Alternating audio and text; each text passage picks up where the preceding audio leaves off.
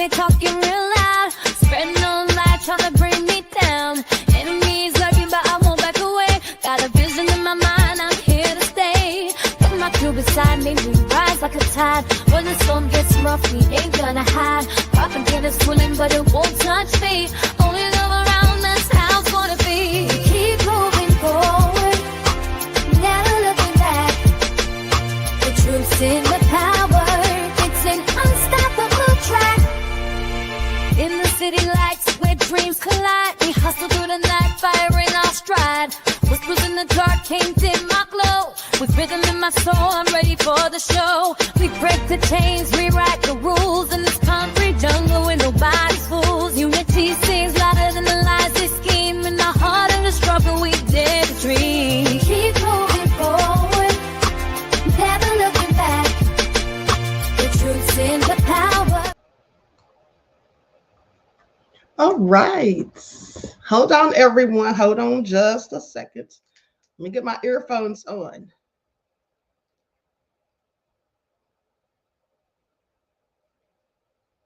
All right. Hello, everyone. Grand Rising. Thanks for tuning in once again to the original Queen Ahmadiyyah Shakur show.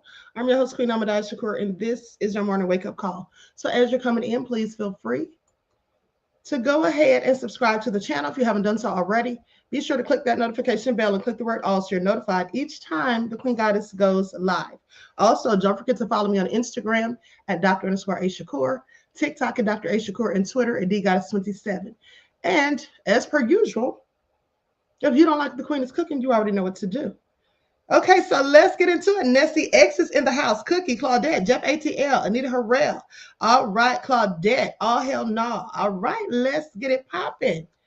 Okay, so everybody hit that like button. Shout out to all of my loyal rods and everyone tuned into the Queen, and shout out to my moderators putting in work.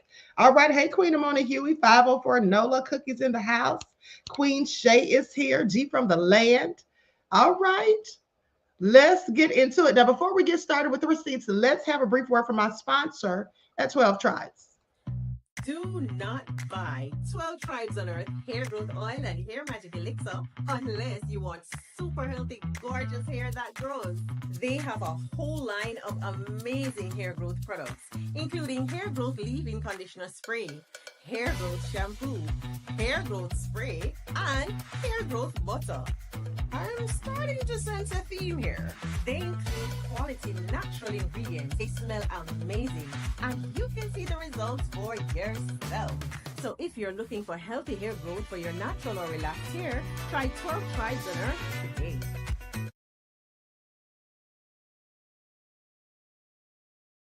All right, so that have been said, you can purchase 12 Tribes oil for your hair at Etsy.com. Just look for Lisa Crafts, and you can also find it at Walmart.com.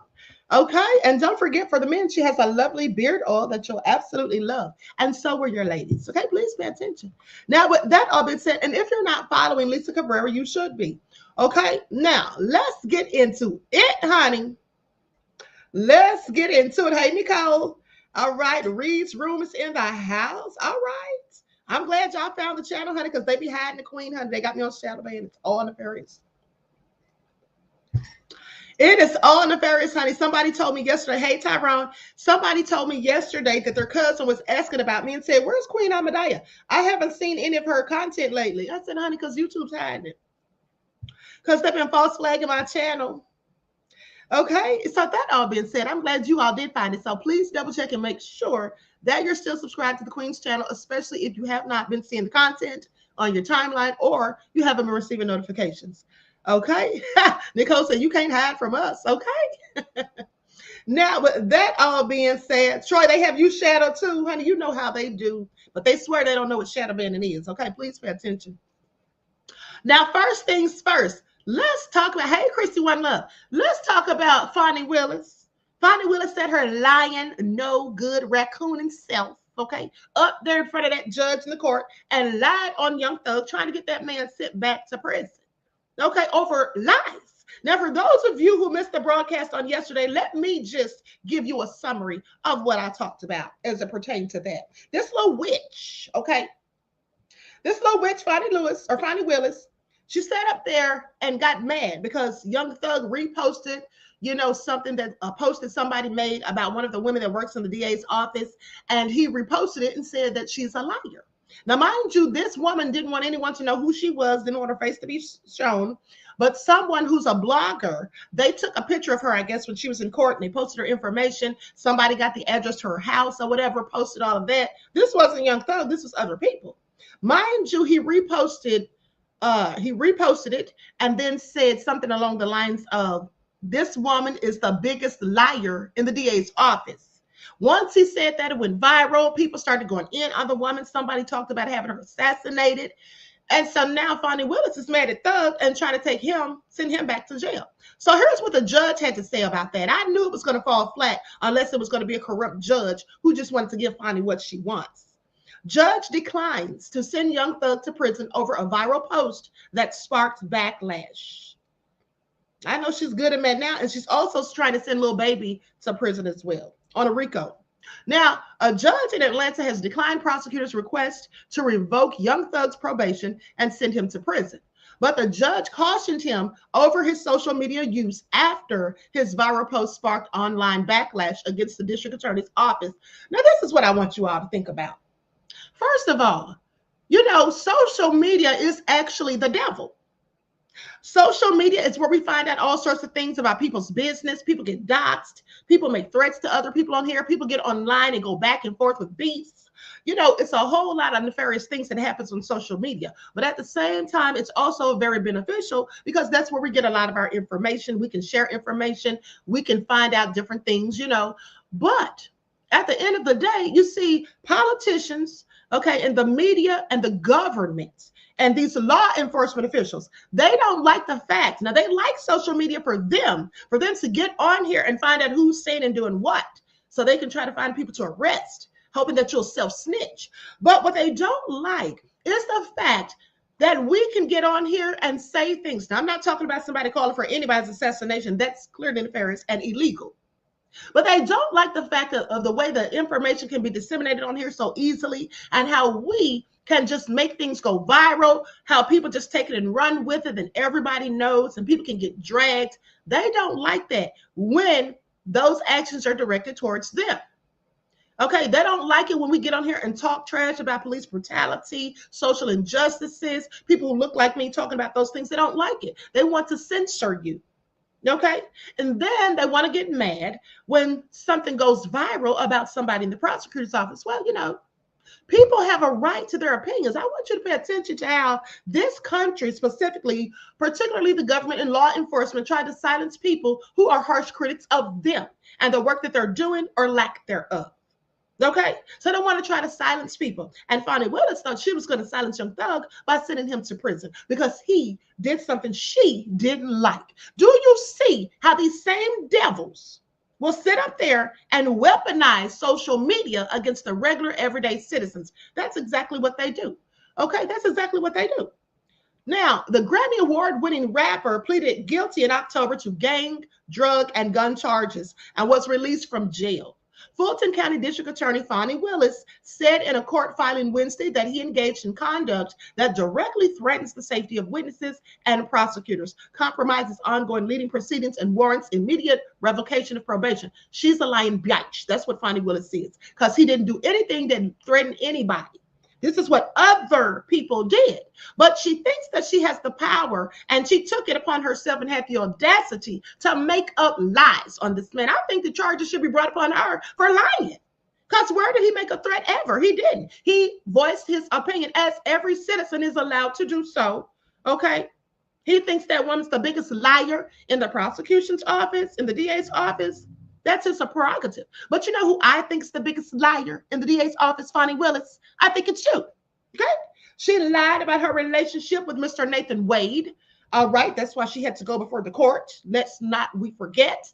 And then she sat up here and lied on Young Thug. She is just a liar who lies. And a lot of these law enforcement people are. They will lie on everyday citizens just to get things done that they want to do. And they don't care. If they ruin your life, if they put you in jail and you didn't even do anything, they don't care. If they kill you dead in the streets, they don't care. These people are all wicked and nefarious. I'm not going to say all, but many of them actually are.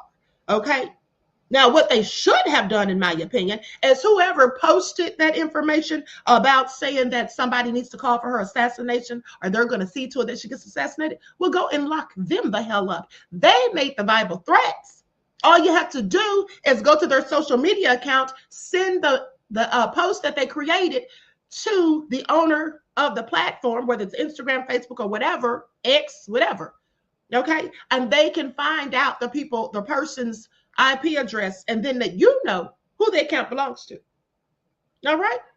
It's that easy. Don't sit up here and make up lies and try to get somebody sent to prison because you're mad and you feel like they had no business reposting it. Okay. So anyway, while the court does not find that the cited social media post rises to the level of a violation of defendant's probation, it may be prudent for a defendant to exercise restraint regarding certain topics. Okay, and then she added in a footnote to her one paragraph order. Okay, that's what she said. Basically telling him to be careful what he posts on social media or whatever. Now, let me tell you something. I might be careful if I were him, but I'm going to post my damn opinion when I feel like it because it's an opinion. Willis said that Young Thug reposted a social media post that included a photo of an investigator in the district attorney's office with a caption that the investigator is the biggest liar in the DA's office. The post quickly went viral, amassing over 2 million views with thousands of comments and retweets. The investigator's home address and that of her parents were posted publicly, and some posts included threats to the investigator and her family, according to the filing. One post threatened the assassination of Willis. Well, Willis, that's what happens when you're a prosecutor. Prosecutors get threatened all the time. Okay? There was a prosecutor some years ago found floating in a lake. Prosecutors have lots of enemies. That's just the fact. So that all being said, it comes with the territory is all I'm saying. Okay? So don't blame it on Young Thug. Now, with that all being said, and I find it interesting, because here's the thing. This is how idiotic she is. When Young Thug was on trial for the longest trial in the history of Atlanta, lest we forget, well, nobody was threatening to assassinate her then. Now think about that. She had Young Thug against the ropes. He was in jail, okay, awaiting trial on the RICO. Nobody threatened her on his behalf. All right? So why the hell is she trying to blame him for this threat? Because that's just somebody being nefarious. All right? He didn't tell them to do it, I'm sure. Now, anyway, he responded saying, I don't make threats to people. I'm a good person. Okay, I would never condone anyone threatening anyone or definitely participate in threatening anyone. I'm all about peace and love. So Brian Steele, that's Thug's attorney, okay, he said in a court filing Thursday that prosecutors' allegations were misleading and that the rapper hadn't done anything to violate his probation. Now, Young Thug, whose given name is Jeffrey Williams, was indicted along with more than 24 other people in May of 2022, accused of violating Georgia's anti-racketeering law. The indictment said the rapper co-founded a violent street gang that committed multiple murders, shootings, and carjackings over roughly a decade and promoted its activities in songs and on social media. Now, Whitaker gave him a total sentence of 40 years. The first 5 years were to be served in prison, but that was commuted to time served. Then he has 15 years on probation. Okay, finally, a backloaded 20 years in prison will be commuted to time served if he complies with all of the conditions of his probation. Honey, the conditions of his probation are ghastly.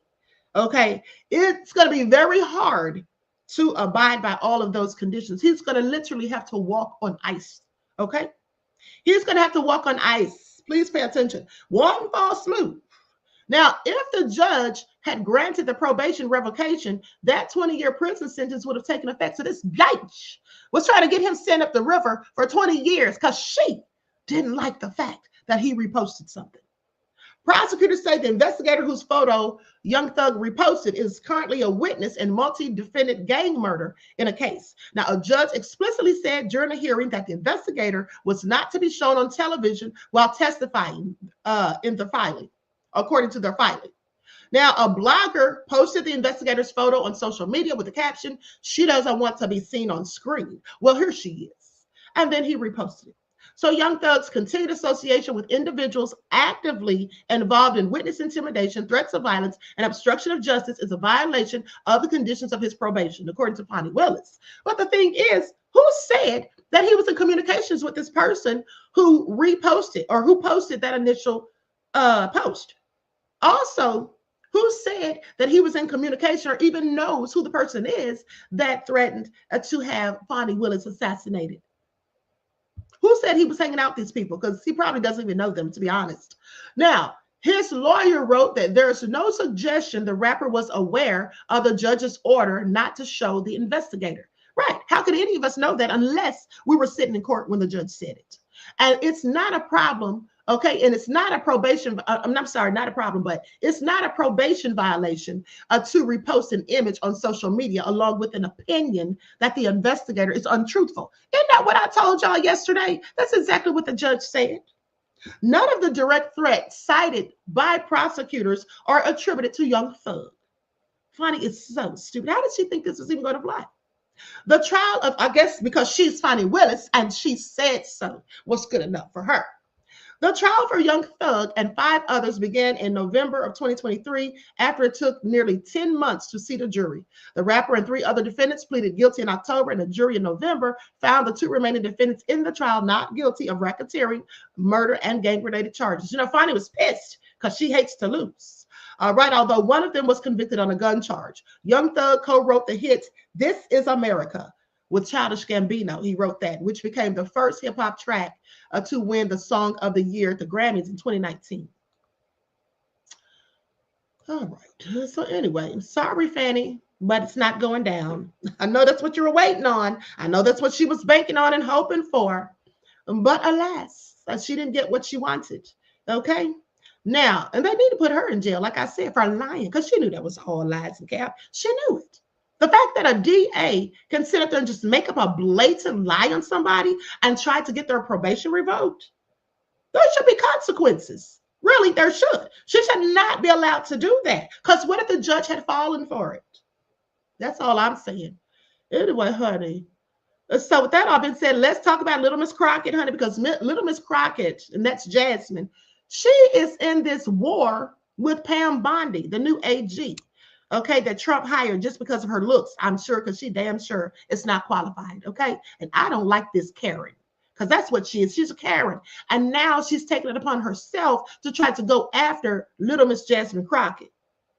Now, even though I don't agree with everything that Jasmine Crockett does, what we're not going to do is sit here and try to paint a narrative that this Black woman is nefarious, that she's calling for violence, and that she needs to be threatened by a Karen, okay? This Karen, I'm here to tell you, she's just jealous of this beautiful Black woman who's so intellectual, highly educated, and who talks trash to people like her. All right, that's what she is. She's jealous. And, you know, this is very often, all of these Karens, quite frankly, are jealous of women who look like me. They know it. It's a fact. After she said, yeah, Sean, it is. And you know, after she said that about Elon, she said, well, I didn't mean violence. But, however, your words have consequences. And what happened after she said that about Elon Musk, she's a Texan in her own home state. After she said that, this morning, 3 explosive devices were found in Austin, Texas. So she needs to unequivocally denounce the violence. She must apologize immediately, not only to all Texans, but to our country, to the American shareholders of Tesla, because she is promoting violence. Do y'all hear the lies? What is it with these bitches? She's sitting up here straight up lying on Jasmine Crockett. I already told you all, showed you the video and the proof. She didn't make any threats of violence, okay? You see how the devils lie? The most violent people will accuse the most humble people of lies, okay? Of violence. That's what they'll do. And I want you to pay attention to that. Now, of course, Jasmine responded. So we're going to get into that. But that lady, she's trying to make her what is the word I'm looking for? She's really looking for clout. She's trying to make her name off of Jasmine Crockett. That's what she's doing. Not to mention, I told you that all of them, these Republicans, okay, with their nefarious selves, they're all trying to use this thing with Jasmine Crockett as a distraction so nobody's talking about the war plans being leaked in that group chat. Notice how nobody's talking about that anymore? Now all it is Jasmine this, Jasmine that. Okay, please pay attention. They always put Black people out there and try to use us as a distraction for their own bullshit. That's what goes down. But let's hear what Jasmine had to say about it. And then she's talking about she needs to immediately apologize. Who the hell does she think she is? She don't tell Jasmine Crockett what to do. Last I checked. Okay. And I wouldn't apologize specifically because she said that she needs to immediately.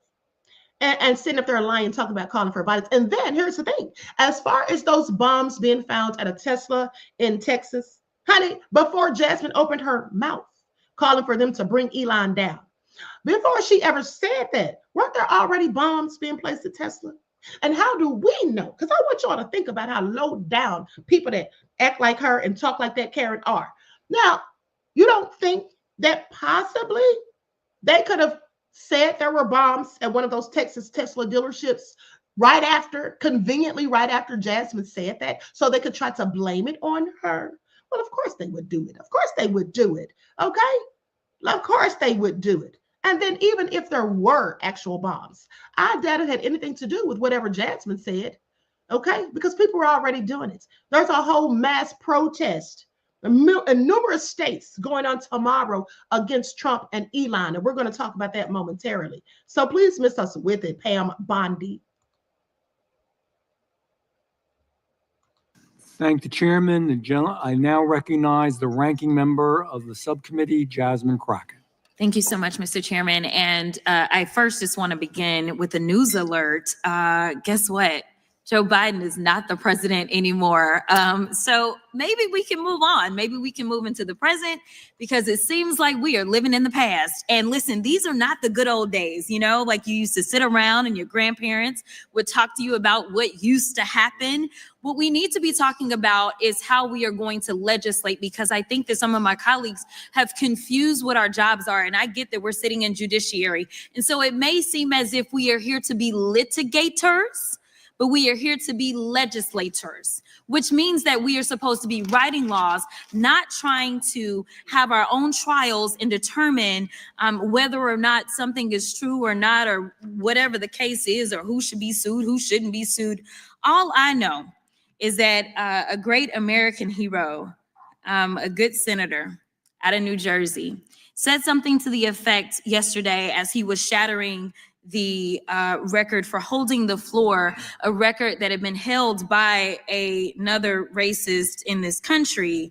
As he shattered that, he said something about the fact that this should not be about left versus right. It should be about right versus wrong. And I am going to tell you that I want us to focus on right versus wrong. The reason that we are struggling right now in this country as it relates to people not trusting agencies, honestly, a lot of it is because of elected leaders. Let me tell you, one of the things that the chairman and I actually agree upon, we don't agree on a lot, is that we both know that there has been a sharp incline as it relates to threats upon our lives.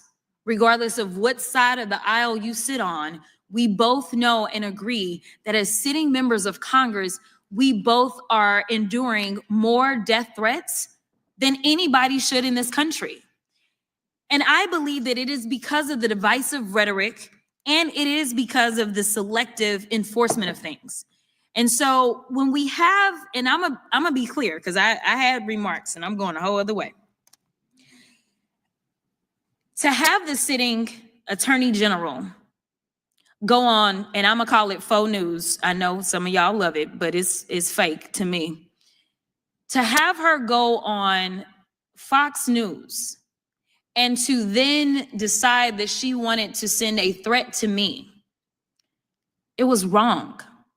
Because here it is, she is the highest law enforcement agent in this country, and people are watching and they are consuming this information, and they are believing that simply because I decided that I wanted to exercise my right to free speech, which I am not abridged from doing, that she then wanted to then politicize something that should not be politicized.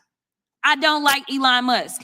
I'm going to say it 50,000 times. I don't like him. I don't like that he going out there and he firing people. I think that he's a crook, because somehow the rest of us can't sit around and get whatever federal contracts we want. The rest of us can't sit around and get law enforcement and get them somehow ordained as federal law enforcement to protect him. The rest of us can't get our dealerships protected by the federal government. That is somebody that is operating above the law.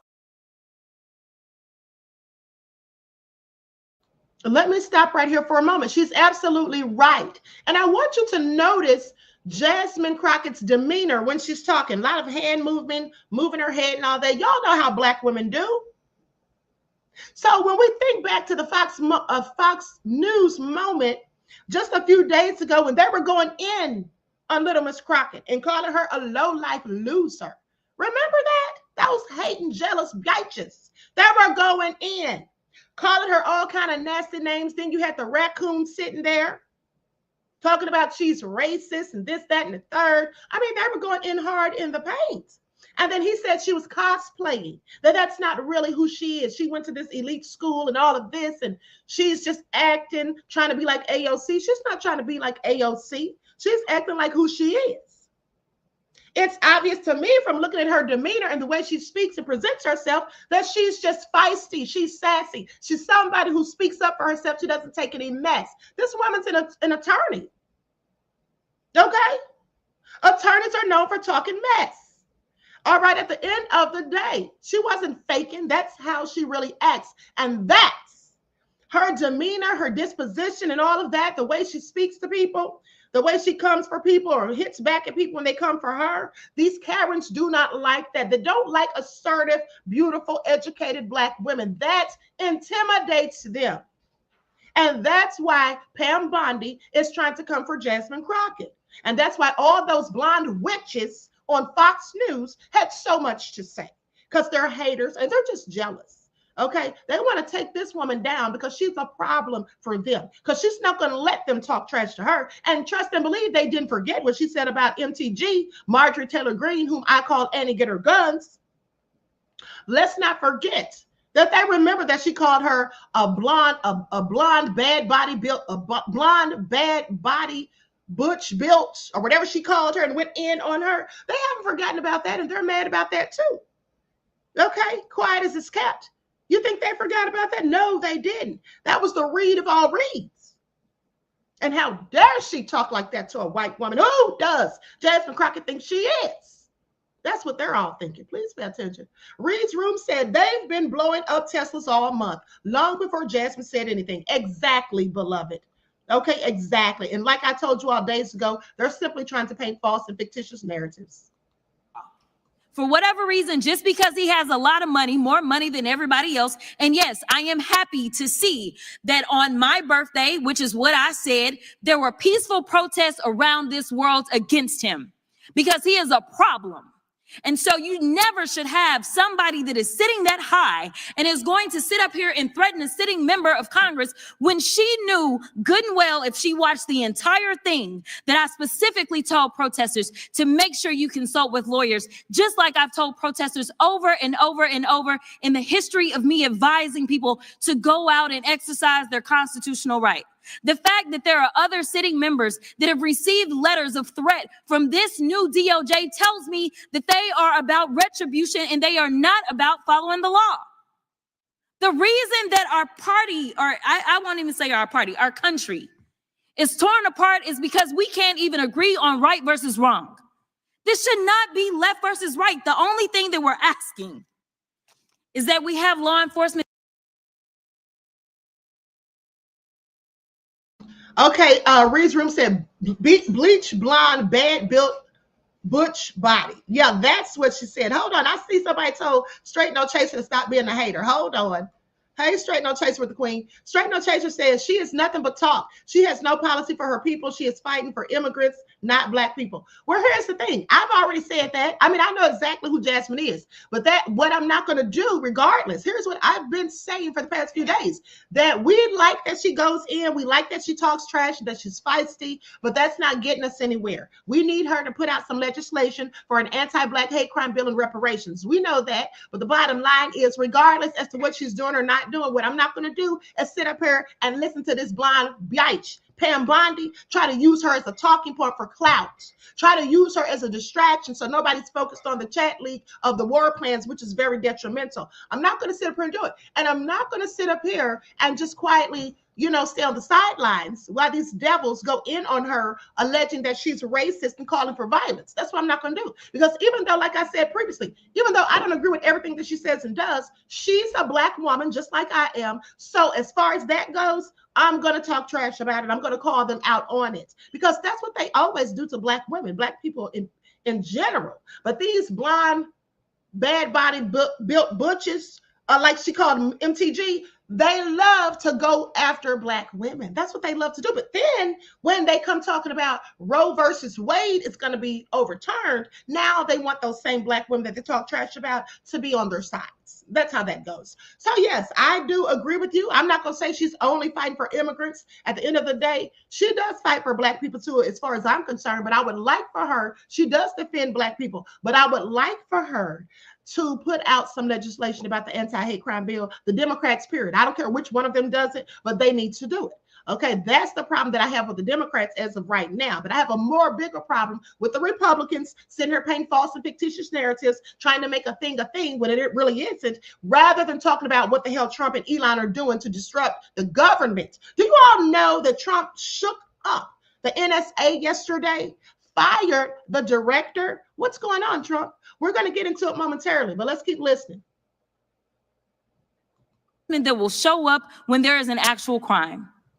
If somebody calls and says, hey, I need you to investigate this cyber crime, or I need you to investigate this child pornography, or I need you to investigate this robbery, then we want somebody to show up, and we don't want them to look at us and act as if just because I'm Black or because I'm woman, that I am not worthy of having that case investigated, because we have an administration that is continuously railing against diversity, equity, and inclusion, or we don't need people that show up that feel like diversity should not be valued. That is why we should have somebody that may show up and looks like me.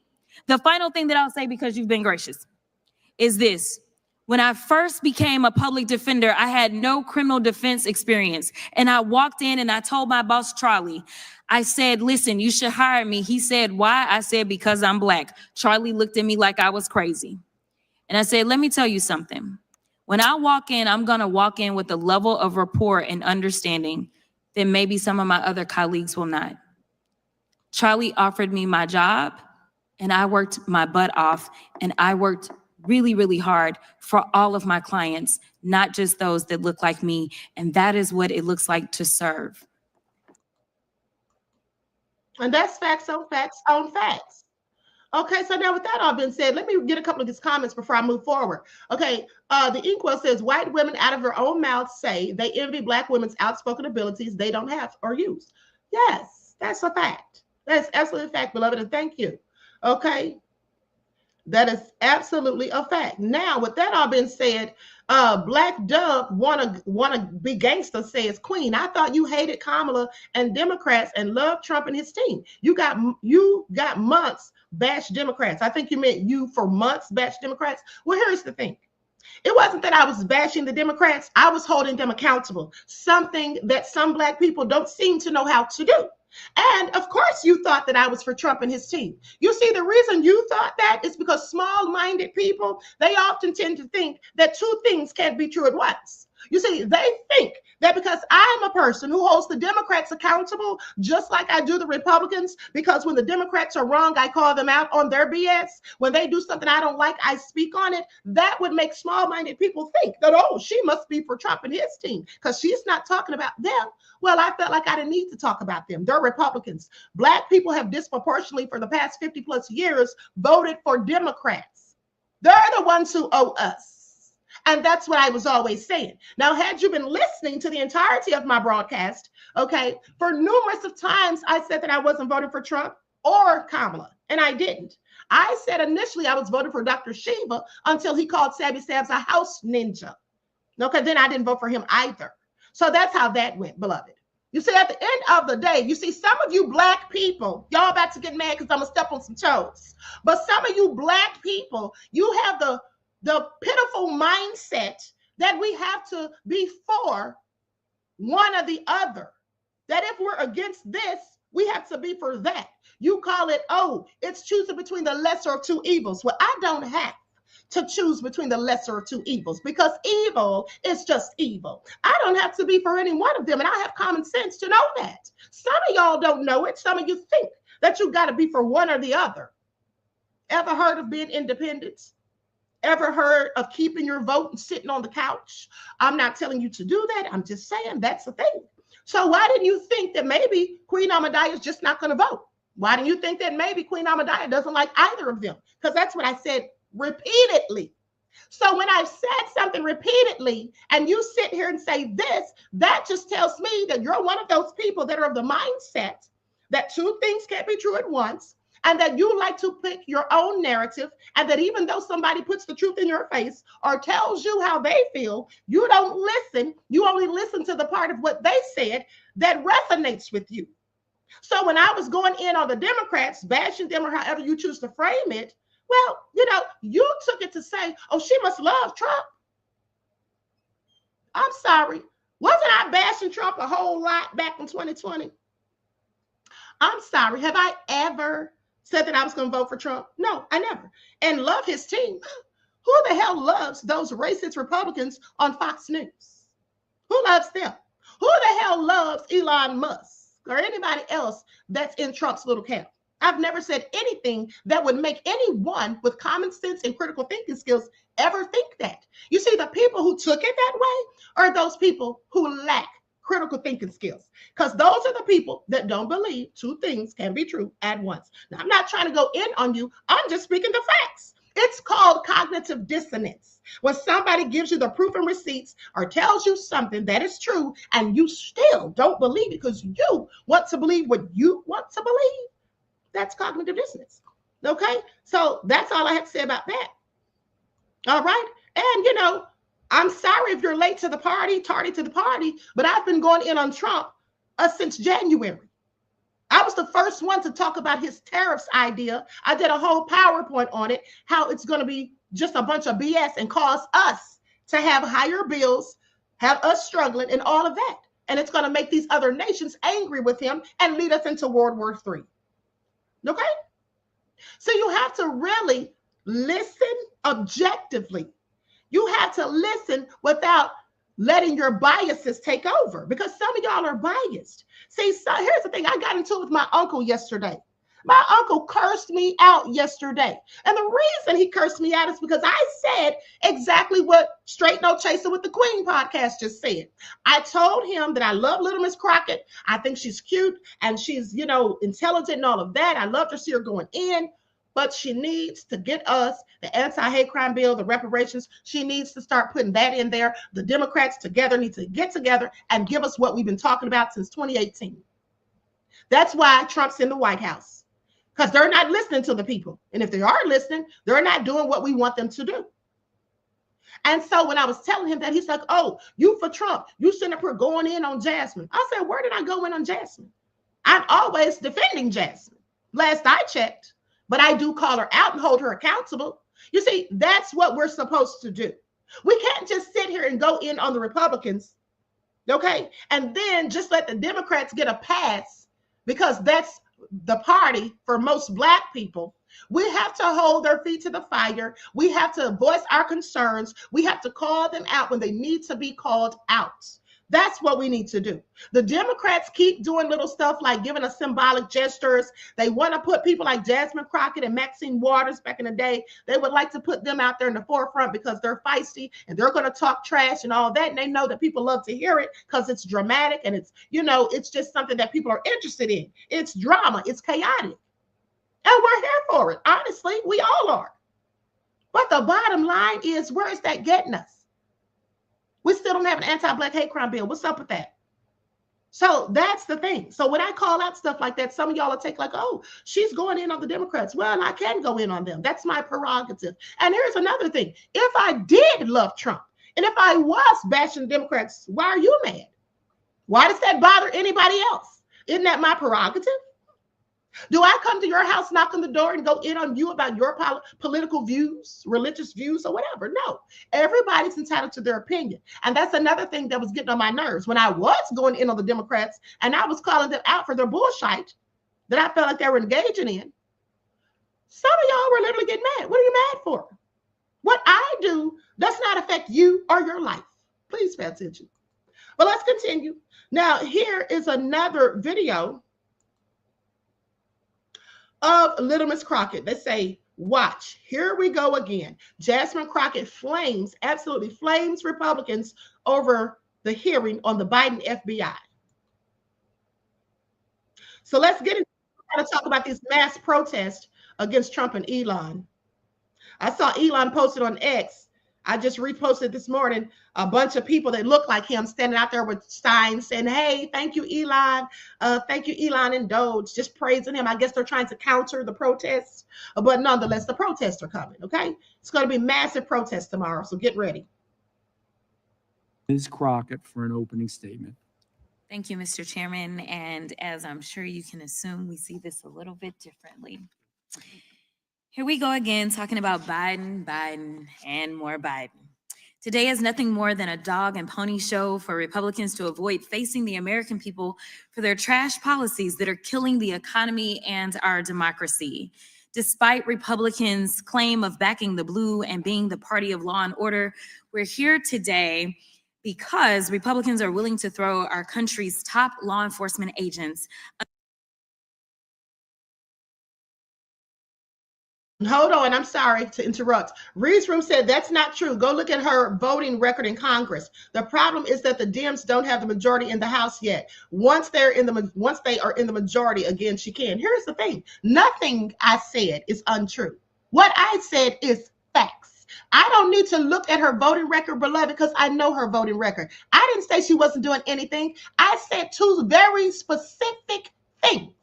I said they need to be talking about reparations and an anti-Black hate crime bill. Somebody tell me when she did that. Somebody tell me when any of the Democrats did. I'll wait. Okay, I think that's what I was talking about specifically. I was very specific for a reason. I'm not saying she hasn't ever put forth legislation. I know that she has, okay? I'm very well versed in these things. If anybody does research on YouTube, it's the Queen. All right, I do thorough research. So I always know what I'm talking about. Trust and believe. And if I don't, I can easily be corrected. But with that all being said, I didn't lie about anything. It is true. All right, it absolutely is true. And here's the thing. If they want to get back the majority, maybe they need to go ahead and start getting together amongst themselves and getting a strategy together so they can get us that anti-Black hate crime bill.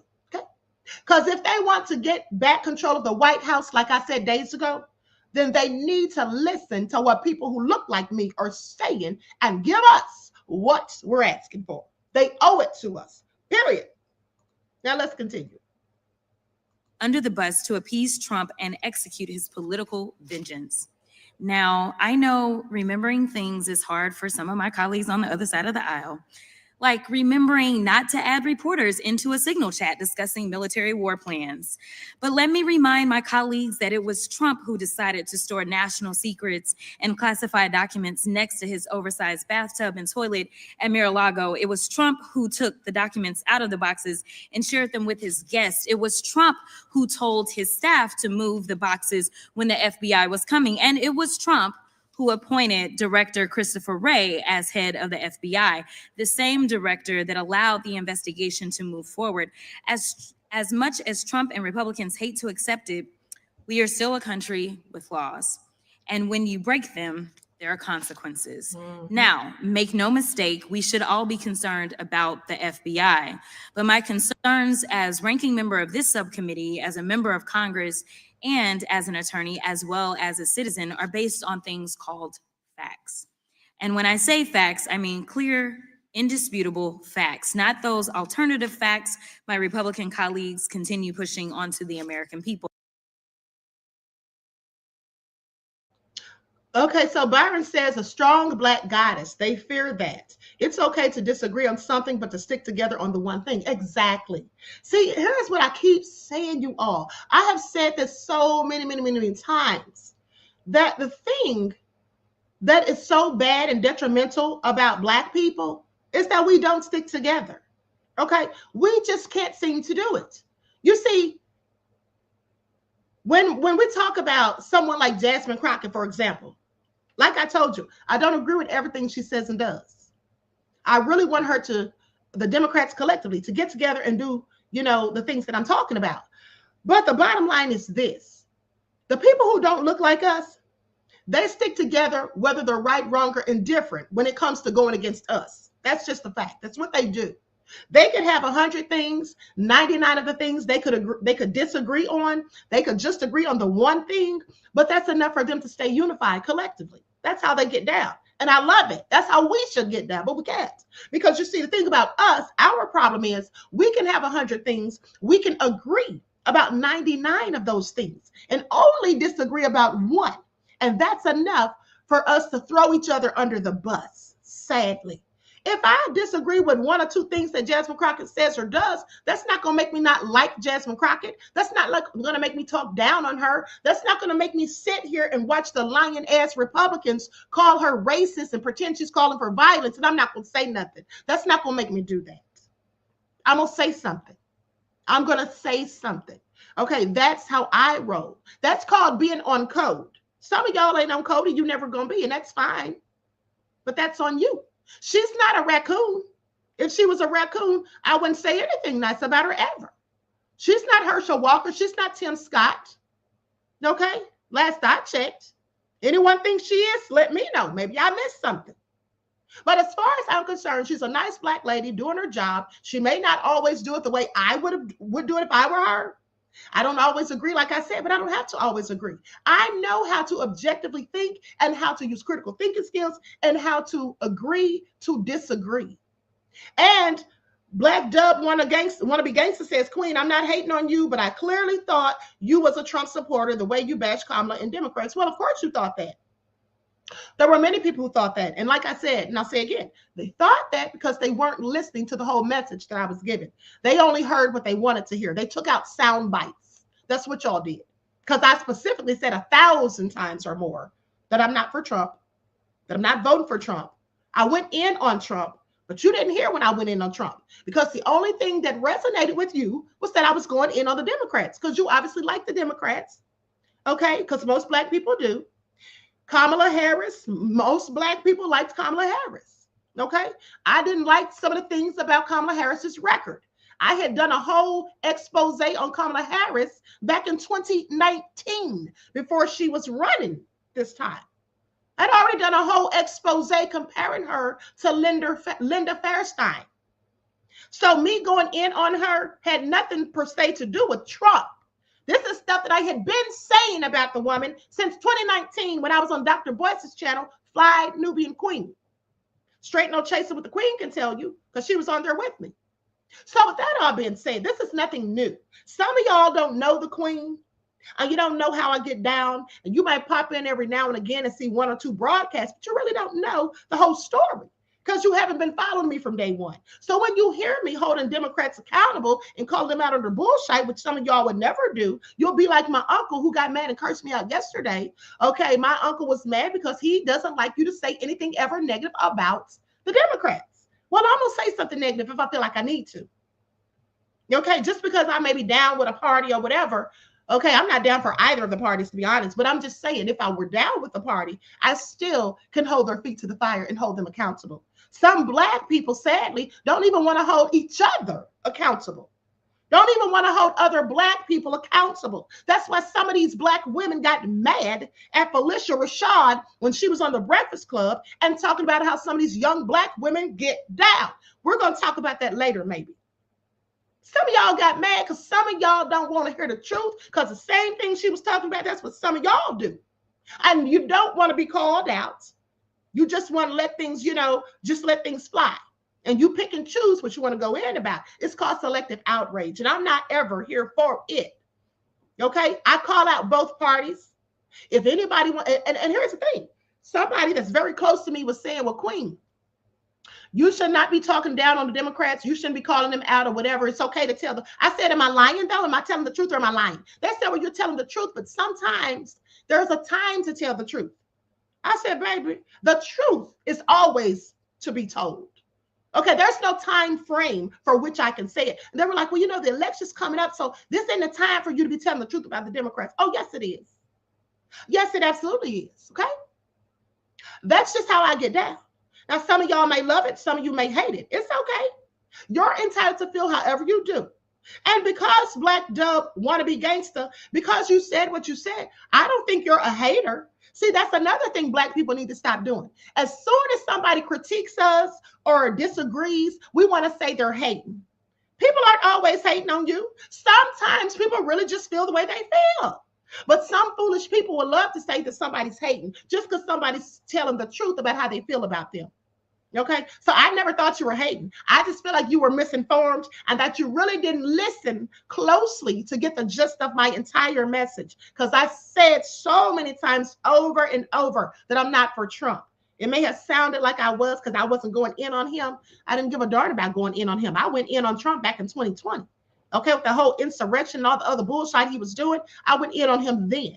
But the bottom line is Kamala is always, at the time, was always talking about Black people. She's always, telling us that Trump's this and Trump's that. And I got tired of hearing it. I wanted to know more about her policies. I wanted her to explain why she let that Black man rot in prison for 5 and 6 years when they knew he was innocent and set up and framed by the police. I wanted to know why she wouldn't give them the evidence that could have possibly gotten a Black man off of death row for quadruple homicide. Some of you Black people wanted to overlook that because you didn't like Trump or the Republicans. I don't care if I don't like Trump or the Republicans. I can still call out what the Democrats are doing if I don't like it. Now, that's just how I get down. And you don't have to do the same, but it is what it is. Okay? Either accept people for who they are or don't. Now, when you all have contrary opinions to me, I don't get upset ever.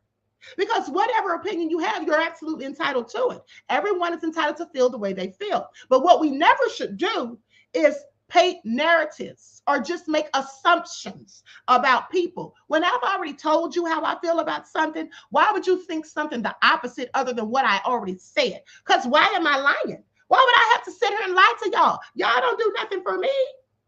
Y'all don't pay my bills. Y'all don't run the queen. I ain't scared of none of you.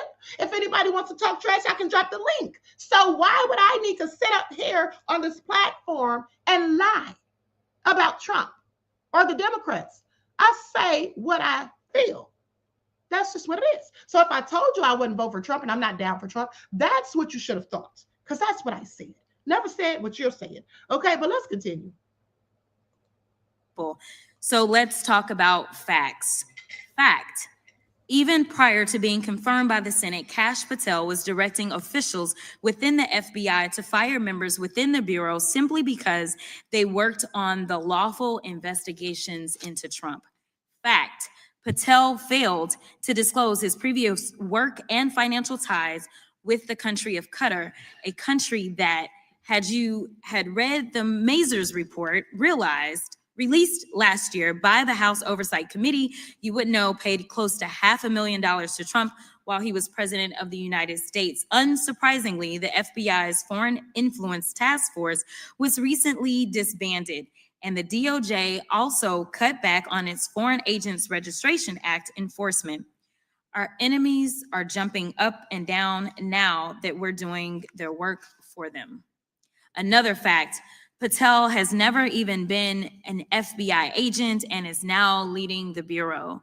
Even one of today's Republican witnesses organizations, the Bureau, has advocated having an FBI agent lead the Bureau. But rather than confirm a director with credible, dedicated experience, the Republicans confirmed a political loyalist with no Quantico or FBI training. Talk about DEI. Didn't earn it higher. Another fact, Patel, who rails against telework, what he calls lazy agents, was working part-time in and out of Las Vegas, commuting back and forth between there and DC, while also living in the home of a GOP mega donor. Think about that for a second.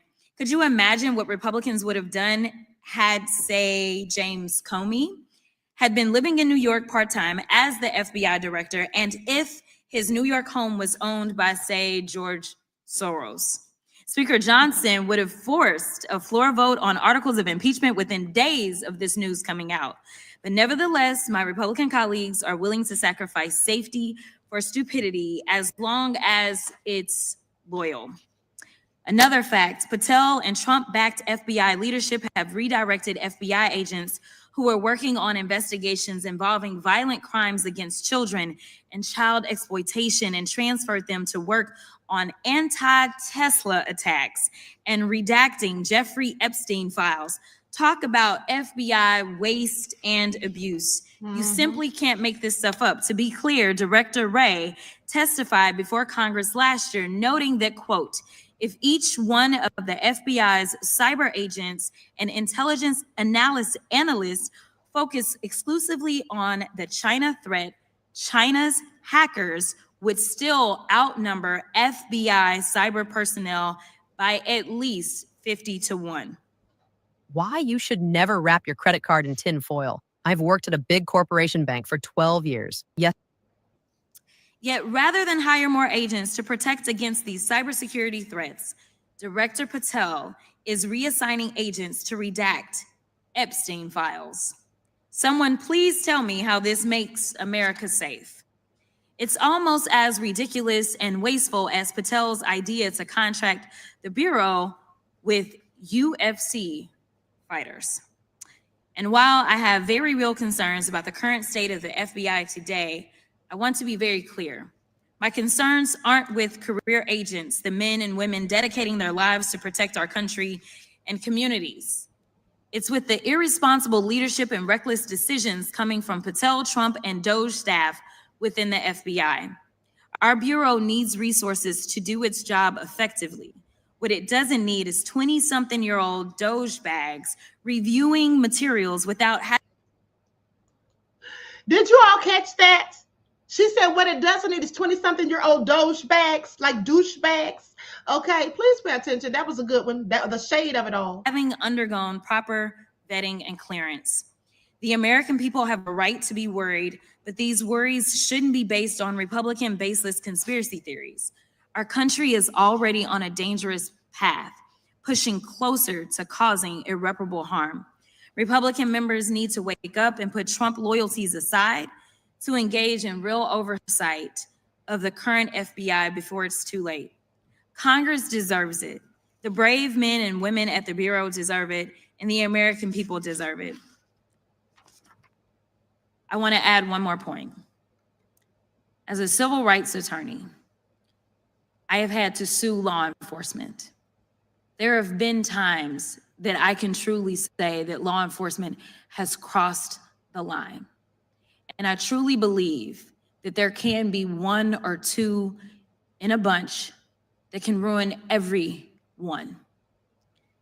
The problem that I have right now, though, is that we have decided to focus in on something that my Republican colleagues have decided to term as being political. What is political is when somebody says that they are going to come back and seek retribution.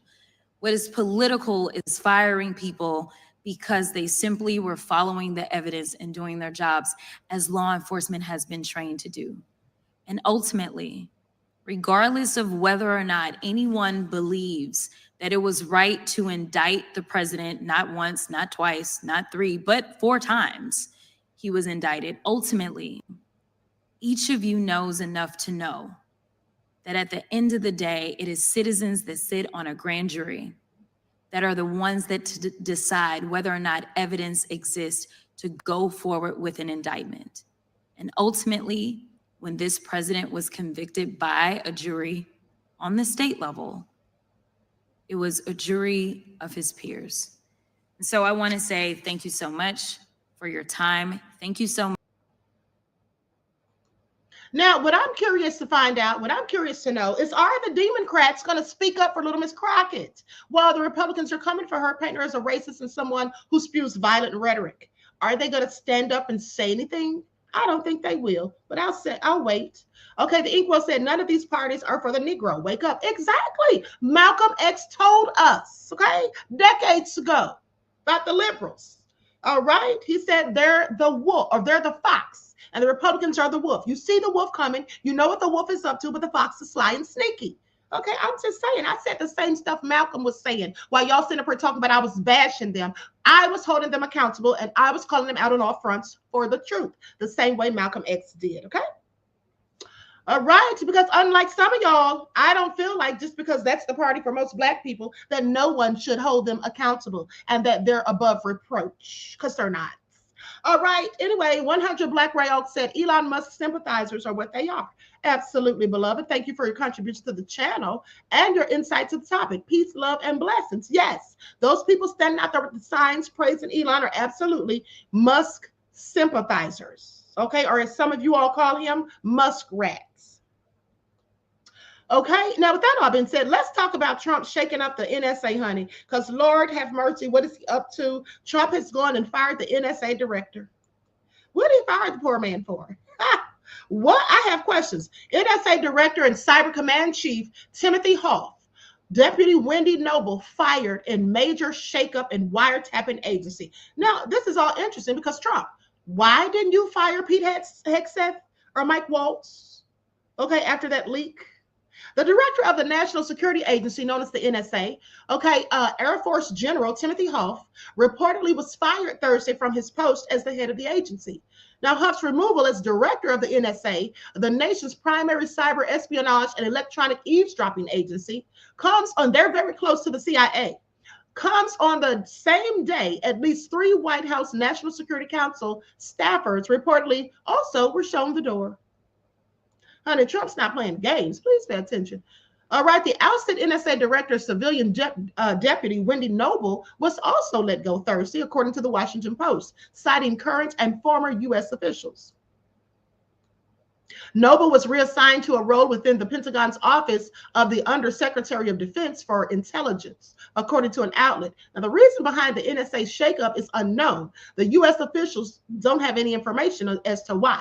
Okay, Hoff, who also serves as the Pentagon Cyber Command Chief, had led the NSA since February of 2024.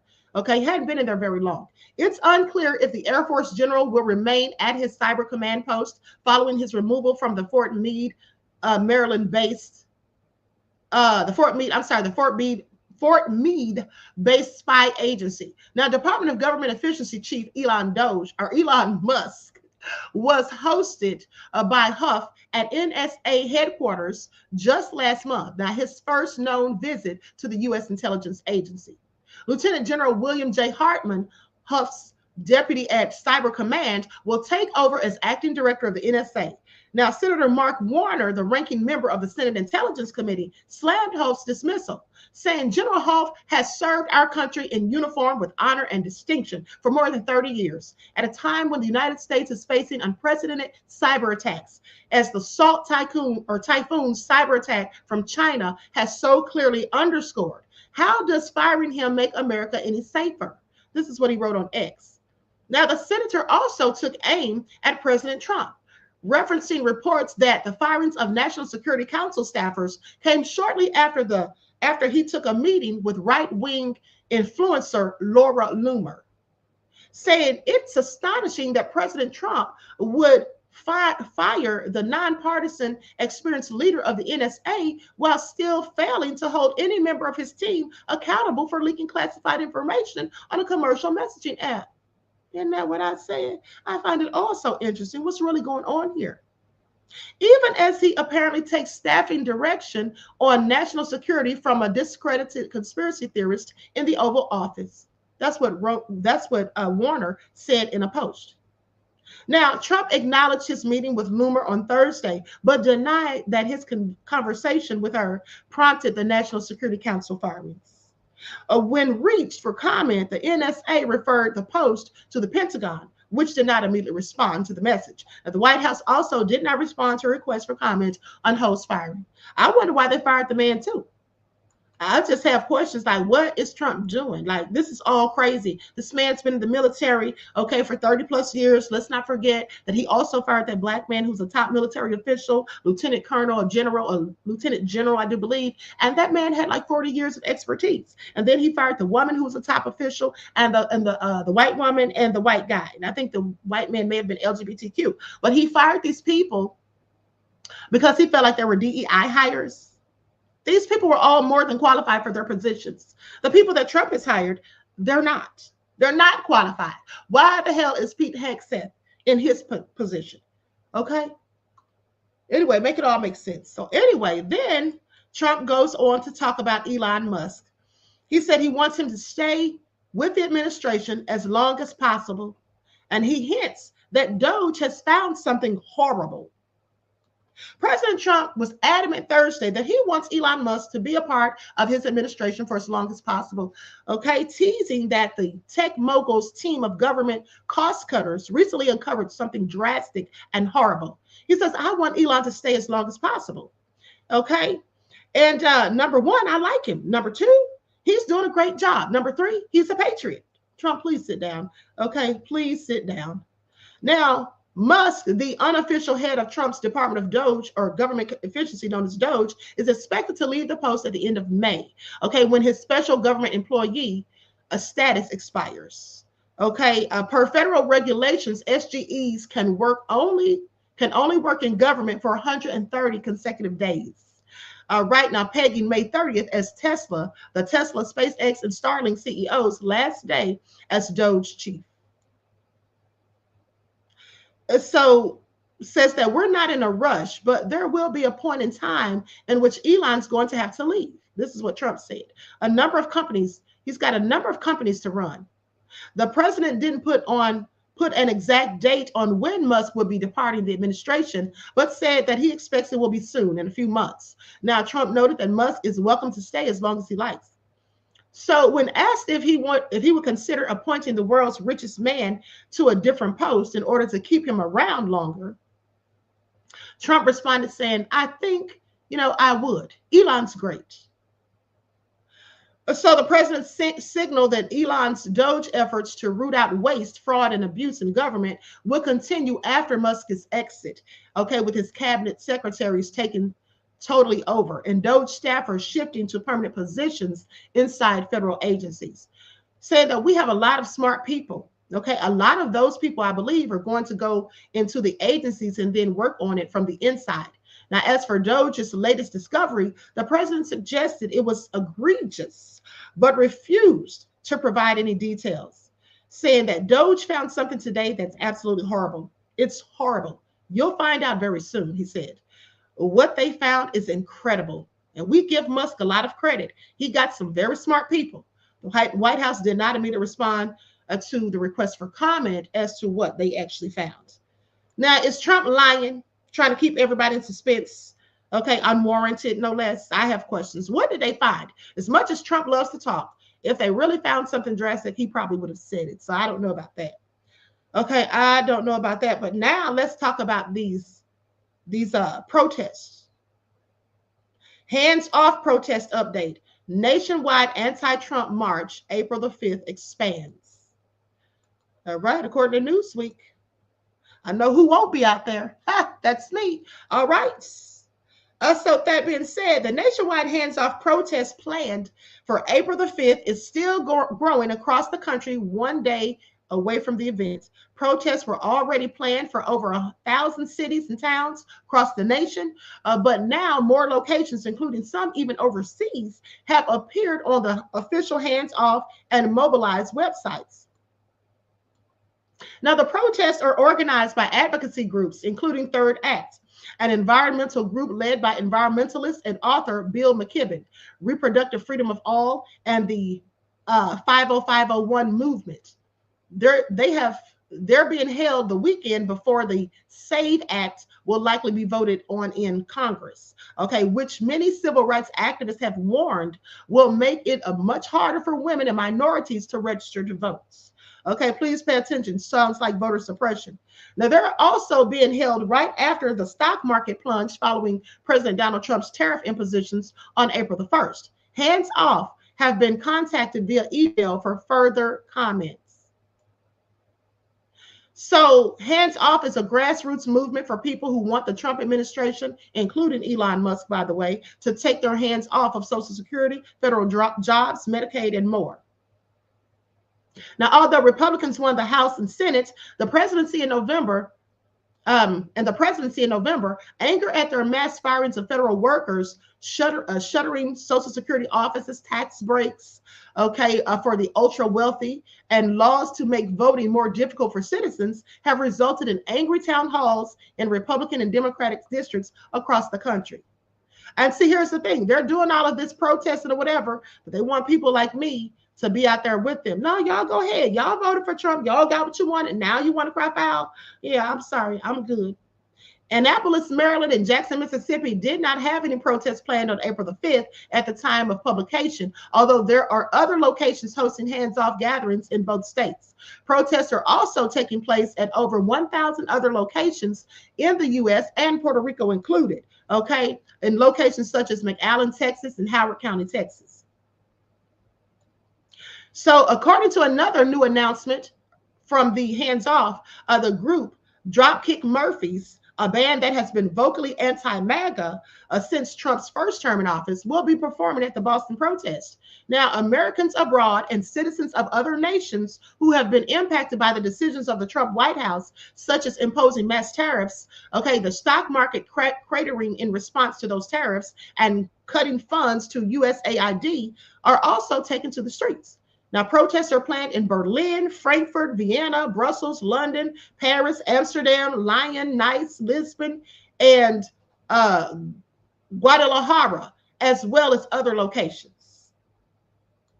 Hands Off stresses that they are a nonviolent protest movement. Their website states that we expect all participants to seek to de-escalate any potential confrontation with those who disagree with our values and to act lawfully at these events. Weapons of any kind, including those legally permitted, should not be brought to the events.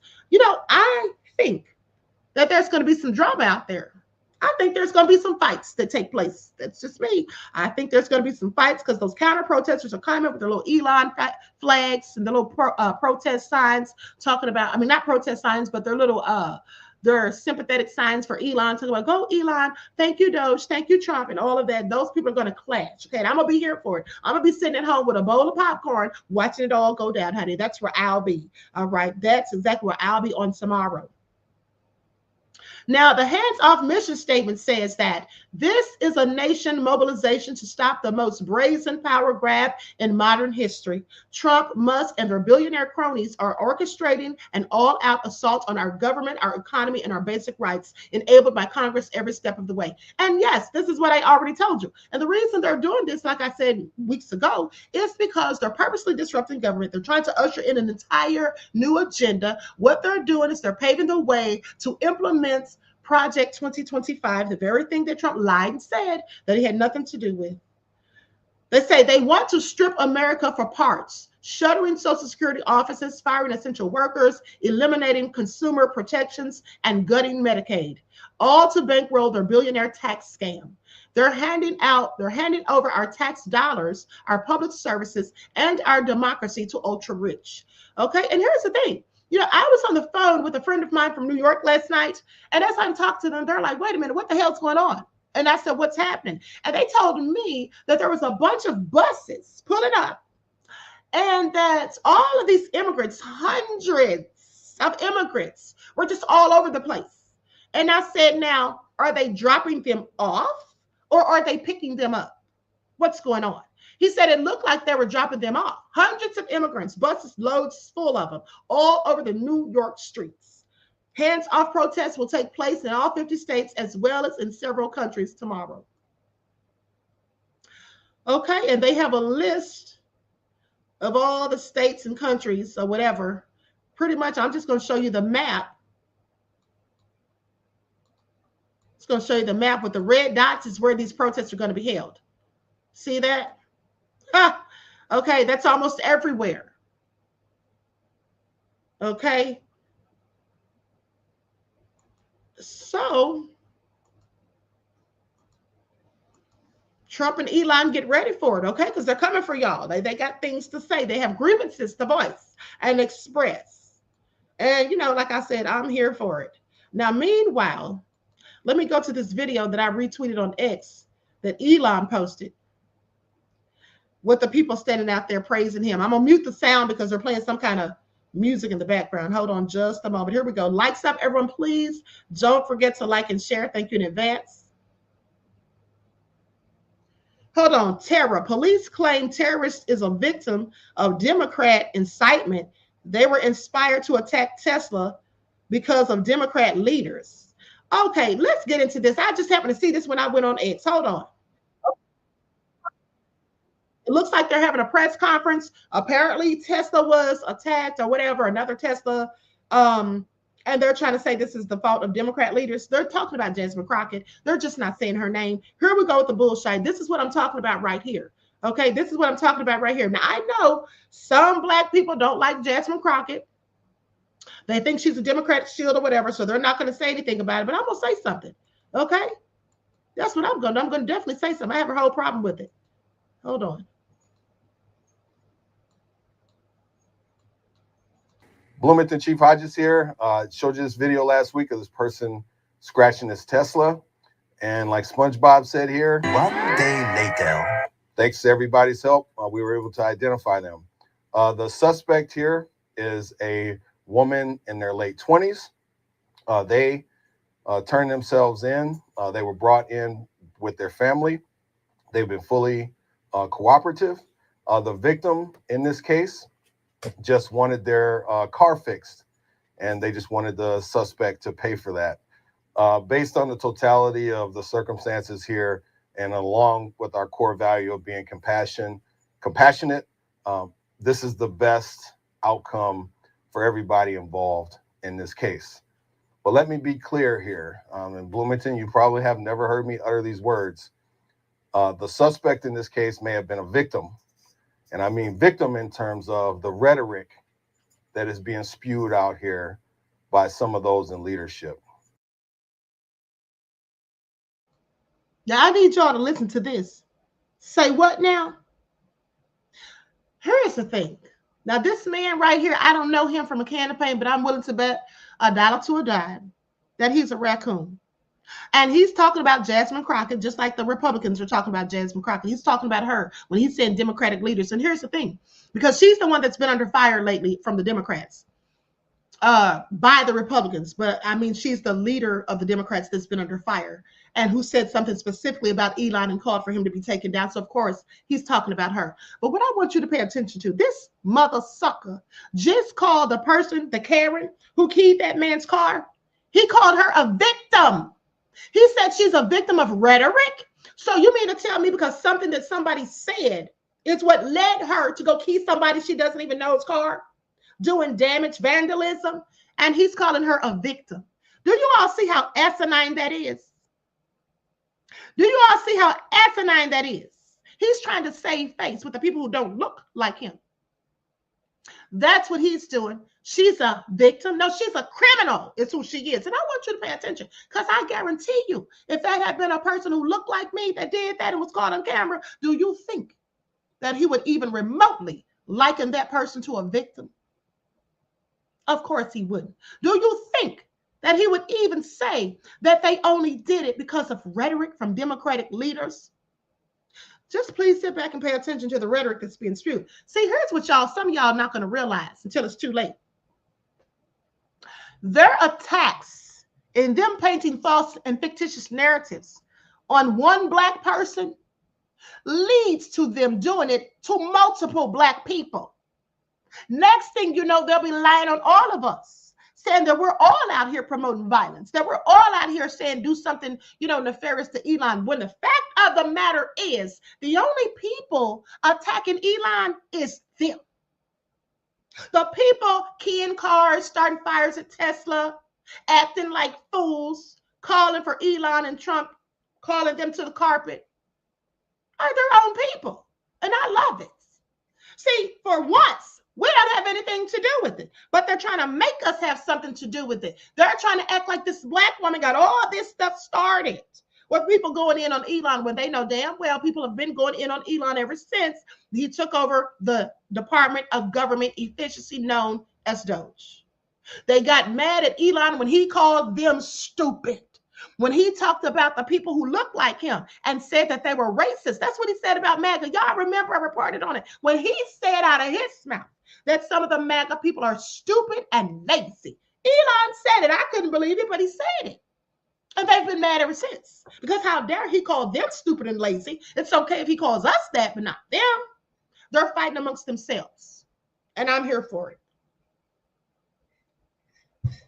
And they're trying to use Jasmine Crockett to drag us into the bullshit. Because they're also mad because we're not going out here to protest against Trump and Elon with them. It's all over TikTok. Okay, when black people saying we don't have nothing to do with it, the ancestors calling, sit your black ass down, is what they said in the videos the ancestors were saying. So they're mad about all of these things, and they're trying so desperately to somehow, some way, let's get the Negroes involved in it. So when it all goes awry, they can blame it on us. That's why they got Jasmine out there, because see, they know that the people attacking Elon are Elon's own people. So let's make this black woman the face of it. She's the one that catapulted this attack on him. She said, take him out. No, she didn't. She said, take him down. That's what she wanted for her birthday.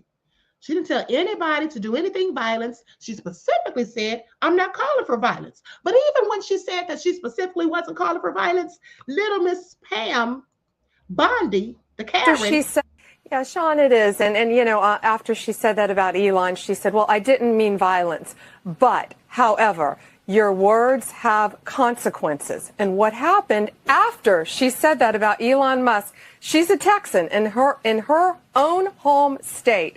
After she said that, this morning, 3 explosive devices were found in Austin, Texas. So she needs to. They were already finding bombs at Teslas.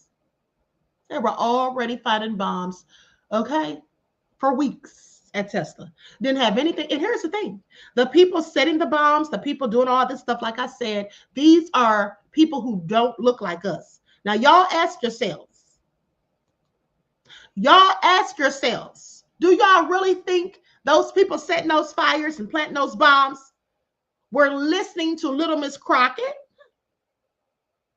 You mean to tell me that these extremists who don't look like us are listening to a black person? That's where they're getting their advice from. This foolish Negro is sitting up there saying that it's the Democrat leaders. And he's talking about Jasmine Crockett. I'm pretty sure. So you mean to tell me he really thinks that that white woman, the Karens, keyed that man's car because she was listening to a black woman? Get the F out of here, stupid ninja. We need our leaders to start leading and stop feeding this rhetoric. People should be able to drive whatever car they want without fear of going into a store and someone scratching their car or people yelling at them because of the car that they choose to drive. It's time for all of us, just to start getting along and knock this stuff off, man. People should be able to be left alone. But rest assured, if you damage these cars or target people, we are going to arrest you. We are going to prosecute you to the fullest extent that we're able to. But in this case, I'm going to go back to, based on the totality of everything with it and our core value of being compassionate, and ultimately what the victim in this case wanted, because the victim in this case is the most important. This is the best outcome. The victim has already been made whole in terms of being paid. And the suspect in this case, we're going to hold those charges over their head just to ensure that they don't do anything similar to this in the near future. So with that, Bloomington, we will see you back here later on this week, where I'm going to talk about some of the property damage to vehicles that's taking place on the east side of Bloomington. See you back here later this week. Okay, I find it all so ignorant.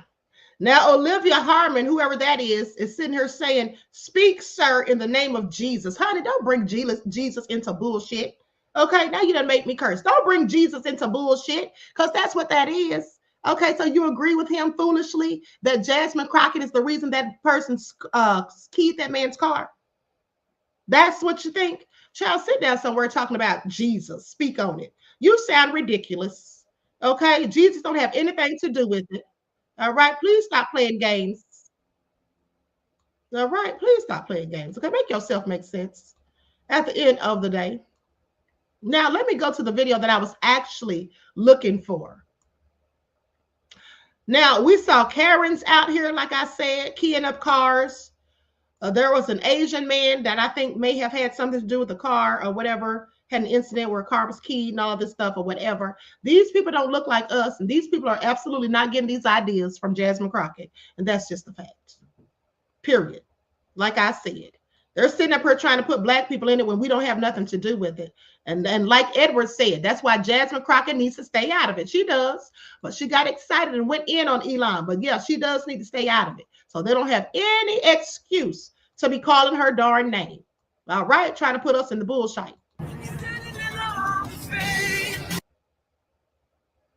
Okay, they don't have any reason to be putting us into it.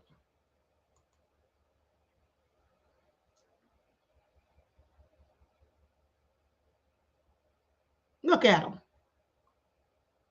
Stand with Doge, they say. Stand with Elon, they say. Ha! If they're out there when those protests start tomorrow, it's going to be some drama. I guarantee you. Look at them. They got the flags too. It's going to be some drama. Thanks, Elon. Stand with Tesla. All right. I'm just telling y'all it's going to be drama tomorrow, honey. And I'm going to be right here for it. I promise you that. Okay. That's what I wanted to show you all at the end of the day. Now, with that all being said, so because of the protests that are going to ensue tomorrow, you see, the White House, their garden tour, well, they had to reschedule it due to the anti-Trump rally. Let's talk about it.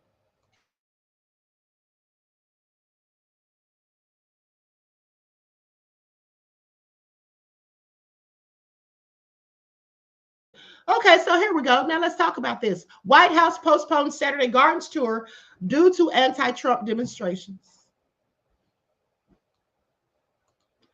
So they say the White House is rescheduling one of the annual spring garden tour dates due to a massive anti-Trump demonstration expected to take place near 1600 Pennsylvania Avenue. For those of you who are lost in the sauce and don't know, that's the address to the White House. Now, the spring garden tours that were scheduled for Saturday have been pushed to a day later to Sunday. The White House announced this on yesterday. Okay, they say this decision has been made out of an abundance of caution to ensure the safety of all within proximity to public demonstrations planned near the White House on April the 5th. Now, here's what I want to know. When these people began these protests tomorrow, I'm wondering if the police are going to show up on the scene dressed in full-on war gear, like they're about to head to Iraq. Okay, like they did when black people were protesting about George Floyd, Breonna Taylor, and Ahmaud Arbery. That's what I'm going to be waiting to see, because I guarantee you they probably won't. Now, they say this decision has been made out of an abundance of caution. Now, the move comes as crowds are expected to gather on the National Mall in Washington on Saturday for a hands-off. The event, timed as a part of a National Day of Action, is described by organizers as a mass mobilization day aimed at sending a message to the world that we do not consent to the destruction of our government and our economy for the benefit of President Trump and his billionaire allies. Yeah, this is all about Project 2025.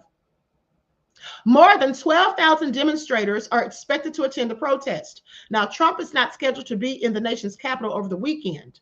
Okay, he's set to attend LIV golf events at his Doral, Florida resort, and also spend time at his Mar-a-Lago property in Palm Beach.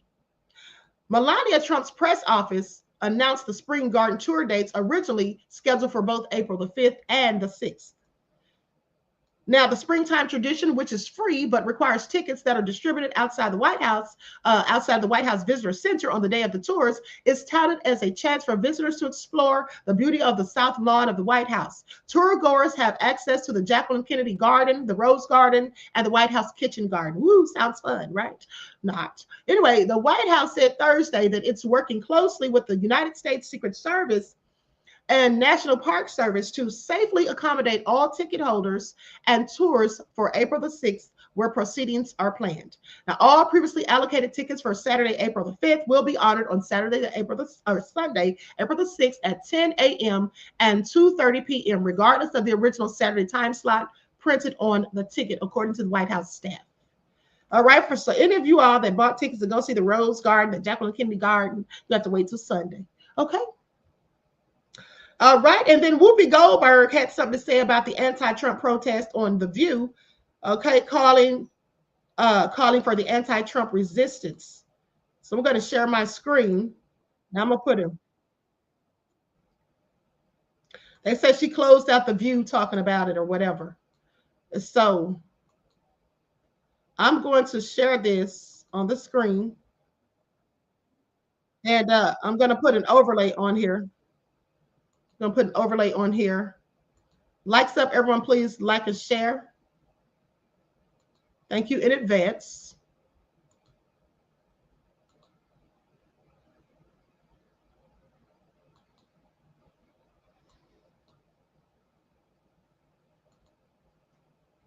Hold on, what happens? Okay, here we go. We want each and every one of you to have a great.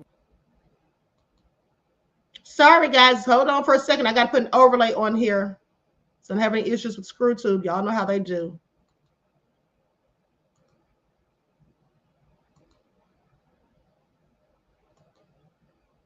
Day, everyone. Take a little time to enjoy the view. And remember, the resistance is real. You're not alone. We'll see you tomorrow. Okay, that's all she said. They acted like she really said something. But anyway. Now, we all know Whoopi doesn't like Trump because didn't she say she was going to leave the country? Her and Roseanne Barr and a bunch of other ones. At the end of the day, are y'all leaving because of Trump or are y'all leaving because of the Diddy case? Because Trump's only going to be in office for 4 years. And that's another thing. Listen, Trump's only going to be in office for 4 years. And I know that might seem like a long time because he just got in there, but we're already 4 months in of this year. Okay, and time goes by real quick. So he's going to be out of there before we know it, hopefully. Now, he may think that he's going to still be in there, but the devil is a lie talking about a third term for Trump. Please miss me with all of that, honey. Okay. Now, let's talk about this because they say Kamala told us. They say Kamala tried to tell us. Nobody wanted to listen, unfortunately. Not here to say I told you so. Kamala Harris says this is what we knew would happen. Well, you know, I said this the other day. I said Kamala told us the stuff that Trump was going to do, and he's doing all of it. Okay? He is doing all of it. She kept talking about how dangerous he is and how he's going to gut Social Security and all this, that, and the third. Person, when a few stand with the courage, that is the courage exhibited by the leaders in this room every day, to stand, to have the courage to say, I feel fear. The courage to say what is happening is wrong. The courage to say that there is a way that we must chart to get through this. Understanding our power in the democracy we still have if we hold on to it.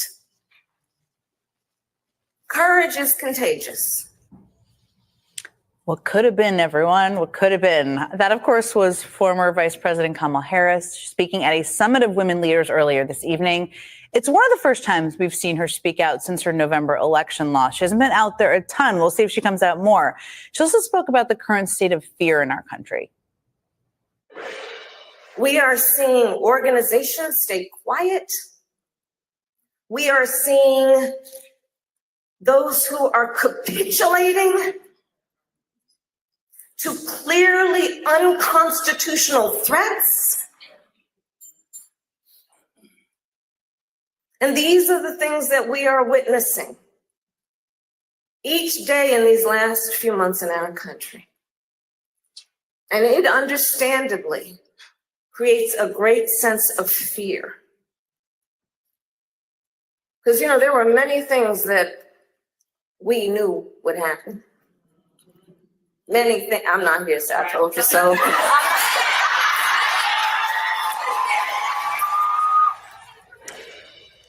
First of all, she predicted a lot of these things that were going to happen, and many people are definitely scared. We see that out there. We're also seeing that people are going out in full force to resist with mass mobilization across the country, including a huge nationwide rally called Hands Off planned on Saturday. And joining me now is one of the people headlining the rally in D.C., Congressman Jamie Raskin, who is, of course, a Democrat of Maryland, also ranking member of the Judiciary Committee. Congressman, it's great to see you. First, it's been a pretty good week for Democrats, I think. A week where people saw lots of candidates announce they were going to run. You saw Senator Booker do an overnight inspiring moment on the floor. Lots of good things happening in Wisconsin. And you're going to be the headline speaker for the Hands Off rally, as I mentioned, in D.C., with an expected attendance of 12,500 people. We'll see. Where do you see this mobilization effort against the Trump administration policies at this moment? Well, I was telling everybody back when people were complaining about where's the Democratic leadership, where's the energy, where's the focus, that it takes a while to fully absorb the shock of these events. I mean, we're talking about a full-blown attempt at an authoritarian takeover of our country and a purge of federal workers, and we're being hit on all fronts. But now everybody is in a fighting mood. I am down here in Orlando, Florida with my buddy Maxwell Frost. He just kicked off his year-long organizing program, and he's the co-chair of Democracy Summer. We're going to be announcing Democracy Summer. We're hoping to have more than 1,000 young people across the country working full-time on Democratic campaigns and studying with great Democratic heroes of the past. The energy is extraordinary. It's astounding. What is this, a Thursday night? There were, 350 people just packed in the firefighters hall, and lots of people couldn't get in. Everywhere, all over America, people understand the stakes now. The entire country, as we know it, is on the line with these people, and they are in a full-blown effort to turn the government into a gangster state. And Donald Trump is doing everything in his power to disable the crime and corruption fighting capacity of the FBI and the Department of Justice, so he can just use it to go after his political adversaries. But meantime, the real corruption is just running amok, and these people are not opponents of corruption, waste, fraud, and abuse, as they keep saying. They are agents of corruption and instruments of waste and fraud throughout the government.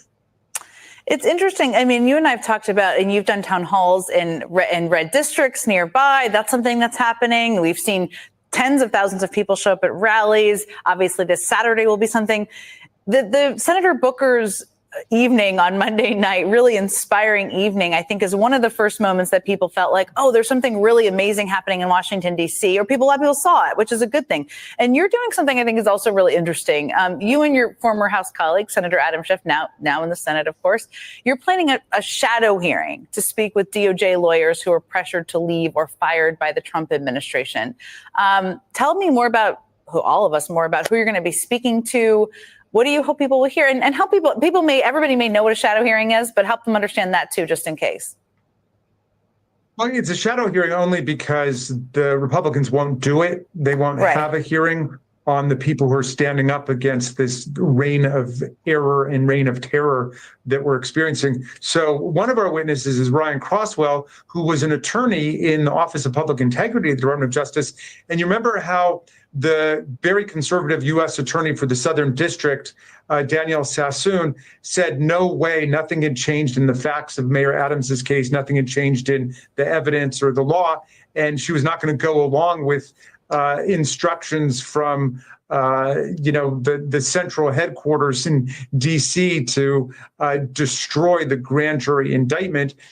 So she resigned. Then her top deputy resigned. Remember, he said you'd have to be I think he said a coward or a fool to go along with this. He was also active in the Federalist Society and had clerked for a conservative Supreme Court justice. Well, this guy, Ryan Crosswell, will be the first person to speak about having also resigned. He was in that group of 7 lawyers who left their jobs rather than participate in that fraud against justice because the grand jury found that there was probable cause to indict Mayor Adams for bribery and other corruption charges, and it was being dropped just in an unprecedented and deeply corrupt way because he had agreed to join Donald Trump's political team. So he's one. Another is Liz Oyer, who was the U.S. pardon attorney. She refused to go along with a completely corrupt and baseless attempt to pardon Mel Gibson and to restore his gun rights. She thought that, well, we'll hear from her about why she did that. I'm very fascinated to hear what exactly she's going to say. I'm very excited to see another witness whose name is Rachel Cohen, who was an associate at the prominent and once luminous, but now totally tarnished law firm Skadden Arps. And she wrote a letter basically saying that the law firms and lawyers have got to stand up for the rule of law as officers of the court, as people pledge to the Constitution, and not cave under to Donald Trump's humiliating pressure and agree to do, millions of dollars worth of pro bono work for his pet right-wing causes, thereby completely changing the nature of those law firms. And I think hundreds of other legal associates at those big firms signed on to say, look, we had signed on because we wanted to learn to become great lawyers and to stand for the best values of the profession, but not to cave under and to capitulate and appease people who are promoting a totally authoritarian program and steamrolling the First Amendment, equal protection, due process rights, as we see with immigrants, college kids, people speaking out. So anyway, these are all people who are standing up at this moment, and we wanted to highlight them. Of course, the Republicans want to do it, so we're doing an alternative shadow hearing with the Democratic members. Good, which I think is great. It's easy for people to move on from these stories too. All of them sound fascinating. Thank you for doing that. Thank you for appearing with me tonight, making the time. Really appreciate it.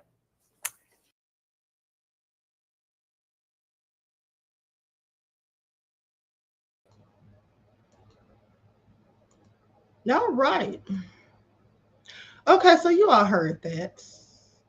Natasha said lawyers are liars. Yeah, they are.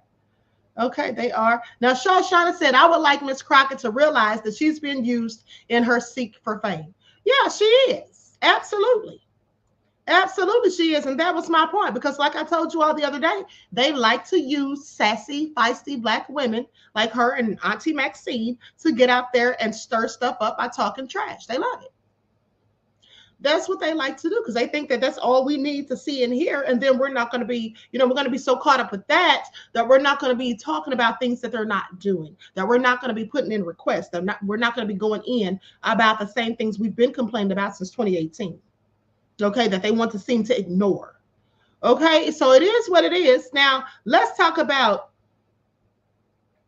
the stock market shudders for second straight day as China strikes back against Trump's tariffs. Honey, Trump's going to have us in World War III before we know it. Please pay attention. Okay, what's he doing out here? Whatever is he doing? Okay, please pay attention. Now, the stock market is poised for a second straight day of sharp declines amid mounting investor concerns about U.S. economic growth and the prospect of a global trade war. 90 minutes before the start of the trade in New York, Dow Jones Industrial Average futures were down nearly 1,500 points, or 3.6%. Okay, futures on the S&P 500 and Nasdaq Composite slid 3.7% and 3.9% respectively. Those numbers set up financial markers for another precipitous fall. And after stocks on Thursday suffered their biggest one-day drops since 2020, vaporizing roughly $2 trillion in investor wealth, according to FactSet. Investors are moving to reduce their exposure to risky assets for President Trump on Wednesday. Okay, this was announced at, they said, a 10% baseline tariff on all U.S. trading partners and upped levies on dozens of countries that charge higher taxes on American exports. Now, economists and Wall Street analysts expect the fresh round of tariffs, which the Trump administration has dubbed Liberation Day, to reduce economic growth and lift inflation. Most market analysts still put the odds of a recession at less than 50%, although they warn that conditions look increasingly fragile. Now, the opening salvo Wednesday afternoon was too devastating. Okay, puerile and economically illiterate to move past, and the economic downturn that was already underway will now evolve into something worse. Equities analyst Adam Christofouli, head of Vital Knowledge, said this in a note to investors. saying that overseas markets also slid Friday. And overnight trading in Asia, Tokyo's Nikkei 225 lost 2.8%, while South Korea's Kospi sank 0.9%. Markets in Shanghai, Taiwan, Hong Kong, and Indonesia were closed for the holidays, limiting the scope of Friday's sell-offs in Asia. Now, in European trading, Germany's DAX lost 2%, France's CAC 40 in Paris dropped 1.6%, and Britain's FTSE 100 shed 1.7%. Now, they say Mr. Trump has warned other countries not to retaliate, to the barrage of levies on U.S. imports. Ignoring that advice, China on Friday said that they will impose a 34% tariff on imports of all U.S. products starting April the 10th. Now, I want you all to pay attention because Trump's messing this up for people.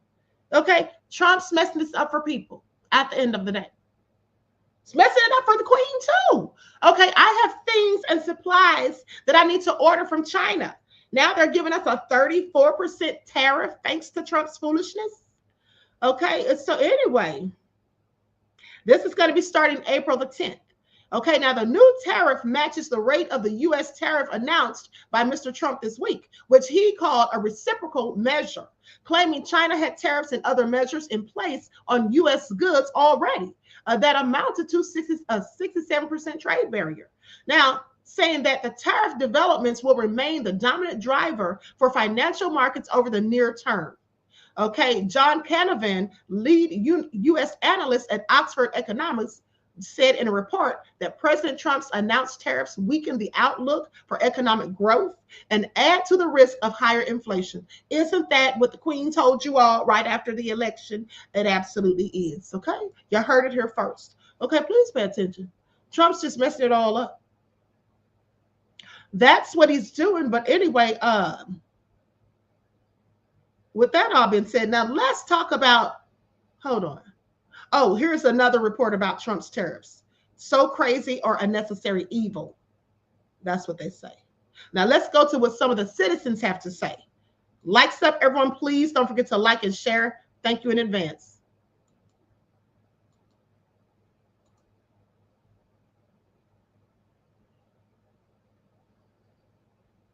I'm very optimistic about it. I do feel that if other countries require tariffs, I think it's only right that we should as well. I think the tariffs are completely counterproductive. I think that we have been very successful engaging with the world, and to isolate ourselves is a backward move. I'm very concerned about even 10%. Could be a lot of money for a $1,000 item. So avocados from Mexico is definitely a big one that I think about. I know some of our citrus too are grown internationally as well. Those are two of the big ones that I can think of off the top of my head, but still know that that's gonna have an impact on grocery budgets. It'll be affected big. You see it in the market. You see the groceries are going up. The farmers are catching it. He come and flip the whole system around. Whatever he's doing, I guess he know what he's doing, but I guess he don't know what he's doing, but we'll find out. I guess we will find out, okay? But anyway, listen, I want you all to see this video of Representative Justin Pearson. Representative Pearson sitting up here with his hair the way he has it done. Now, you all know that he usually rocks the afro.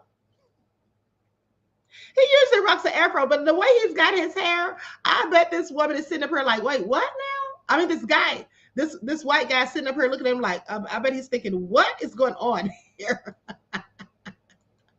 Now, because I was looking for an update because they were threatening to give him consequences for walking up on that guy that he was arguing with the other day. Not even arguing, but he was just letting him have it. And so they were talking about, oh, he needs consequences or whatnot. So we're going to get into that, but hold on.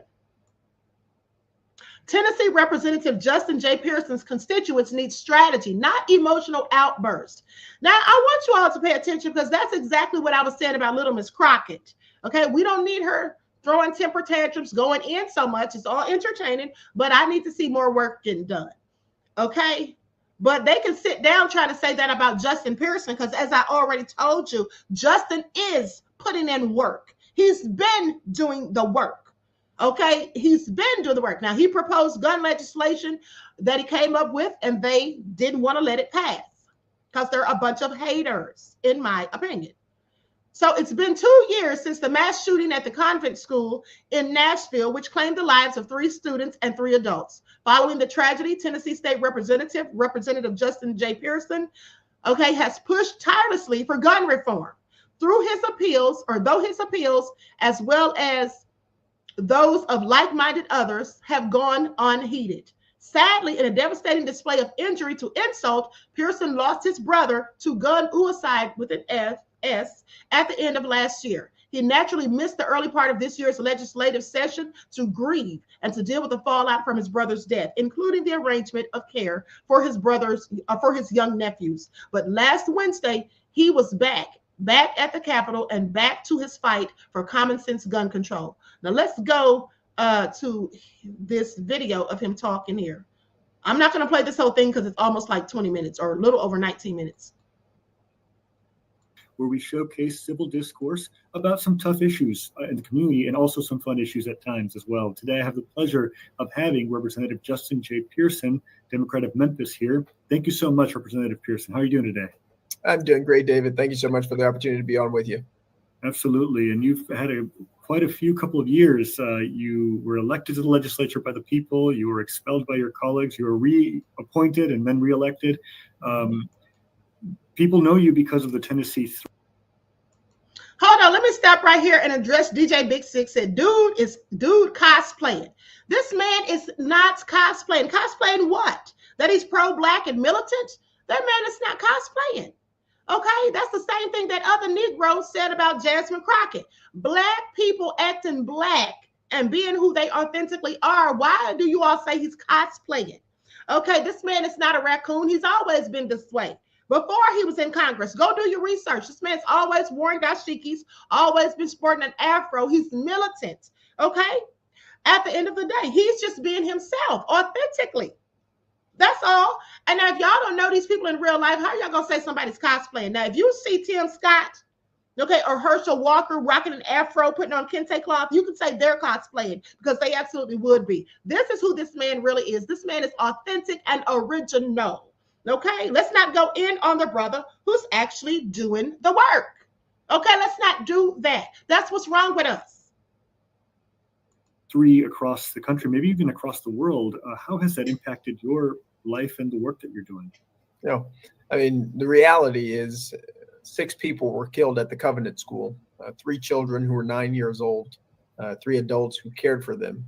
Our state has been experiencing a gun violence epidemic for years due to lax laws that have made gun violence the epidemic that it has become. And the reality is we are in a time where we have to act. And after the Covenant School shooting, me, Representative Jones, Representative Johnson went to the well of the House floor to demand action, to see the people, the 7,000 Tennesseans who had shown up to have their voices heard. And our expulsion, which was in response to our peaceful protests, acknowledging this reality that we were living in. Personally, I lost my classmate just a couple of months before we were expelled due to gun violence. Their reaction really showed us that the entrenchment of these policies and these practices are detrimental to our community. And our District 86, District 52 lost their representation because of the cowardice of our colleagues to really address this problem in a meaningful way. And so instead of listening to what we were speaking about with the bullhorn, we got expelled in an attempt to silence our voices. And since then, what has happened is the movement for justice rooted in love has actually grown. More people are seeing what is happening in our General Assembly, are seeing the laws that are being passed, and are participating to change the status quo that we've seen in a very long time. And so, as my mom always says, what the devil meant for bad, God will turn into good. And so even though it was such a difficult day for myself, my fiance, our families, our district, it has shown with 94% of the vote in our most recent election, and the thousands and thousands of people who continue to speak up and millions who continue to support us, that we can make justice a reality in the state of Tennessee and in our country. But we have to be persistent in that fight. Well, thank you for that. And during this time, since that time, we're now recording this on May 28th of 2024. Have you had a moment to take a breath and think about what does this all mean and what do I take away from this? I mean, I try to have grounding practices, being around our constituents and our family. We reflect on the moment and the many moments really that led up to our expulsion that have happened since then. We still want to create more space for that as a community to sort of grieve and to mourn what happened to us, and also what continues to happen because of the inaction, while at the same time continue to invigorate ourselves for the journey and for the fight that we're going to continue to be in. But the reality is we are oftentimes finding ourselves fighting against bad bills like arming teachers or legislation that refuses to address inequality and economic inequality or healthcare inequality, educational inequality in meaningful ways, that taking time to pause really doesn't happen. And so we do believe rest is resistance and are trying to find more intentional ways to do that. But the struggle really does continue. And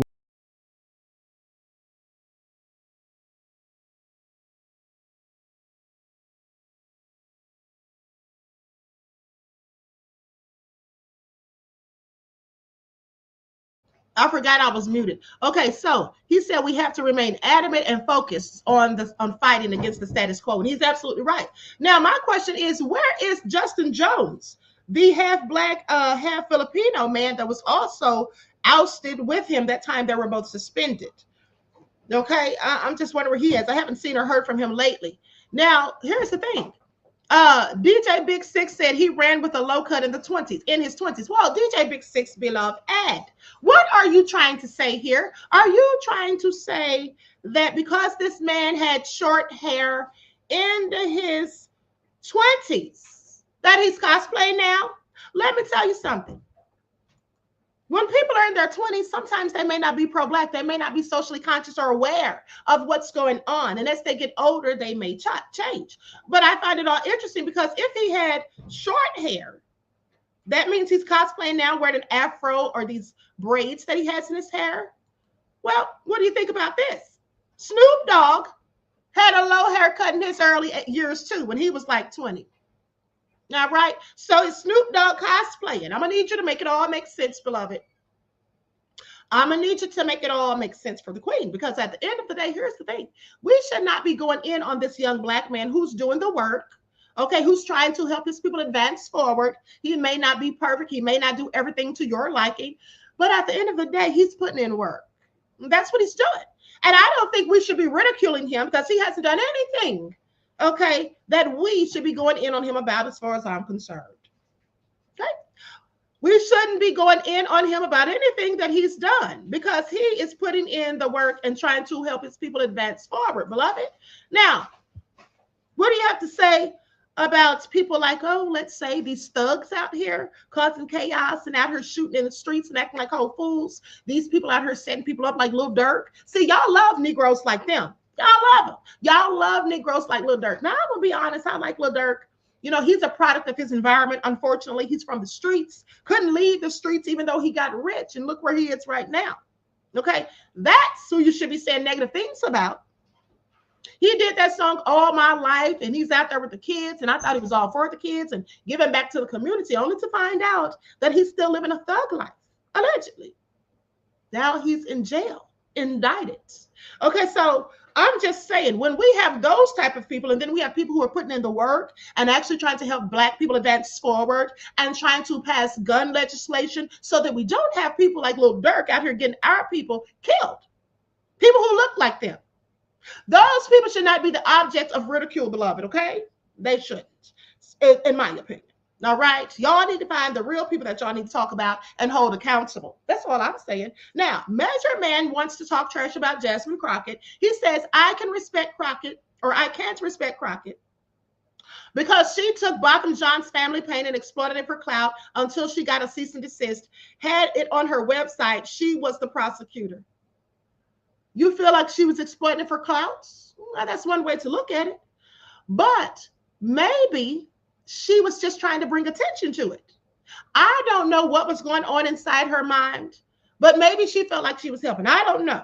But you know, you're entitled to your opinion, beloved, and thank you for the insight into the topic and your contribution to the channel. Peace, love, and blessings. You don't have to respect her if you don't want to. I have respect for Little Miss Crockett, whether y'all like it or not. And no matter who is of the new black news media, these other black folk that are going in on Crockett. I'll go in on her when the need be, but at the same time, I'm not going to sit up here and be perfectly fine with these people that don't look like me talking trash about her and telling damn lies. I have a problem with that, okay? I have a problem with that. And that's just what it is. Okay, now I'm done talking about it. With that all being said, if anybody's mad, too bad and so sad, you know what you can do. All right. Now, I was going to tell you all about Bill Gates, how he's talking about AI is going to replace doctors and teachers. It sounds real crazy. But I already talked to you all about that the other day, like a week ago. But he's come out and said some more stuff, or some more information has come out about it. But I'm not going to get into it because Bill Gates, I just wish he would just go somewhere and lay down and just take a nap forever. Okay? That's what I wish he would do. I'd be so thrilled. I would be beyond ecstatic, okay? Because I think he is, quite frankly, the devil. Now, that's my opinion. With that all being said, I'm going to conclude this broadcast. I want to thank you all for tuning in. All right? I hope you enjoy the rest of this beautiful day. Enjoy your strong end, not your weak ends, leaving you in a weakened state of mind. We will be on the spiritual channel. Are we going to be on the spiritual channel today? I'm not going to promise y'all we're going to be on the spiritual channel today, just keeping it a buck, because I have to go see somebody in the hospital. And let me just talk about that real quick. Let me talk about this real quick. So my good friend is in the hospital, very, very sick. She was at a hospital in Henry County. For any of you who live in Georgia, you know Henry County is a racist place. She was in the hospital, and there was this Middle Eastern doctor who was being what I would consider very discriminatory and very racist towards her. And he did something that really ticked me off. And I told her I'm going to talk about it on my channel. Okay, so he basically knows that she needs oxygen. And if you can't afford oxygen, you know, they have programs that the hospital can enroll you in so that they can help you pay for your oxygen. Okay. So this doctor was talking real nasty and mean to her when she was telling him she can't afford the oxygen. And he's like, well, we're going to have to discharge you. We can't just keep you here and keep giving you oxygen. We're going to have to discharge you by tomorrow. And she's like, well, how are you going to discharge me when I can't, you know, continue the ongoing treatment that I need? He said, well, you're going to have to figure that out. That's what he told her. And then he told her that she's one step away from hospice. When I tell you, I was so glad and grateful to God that I wasn't at that hospital when he said that. So I didn't hear the words come out of his mouth, because I may have just gone off.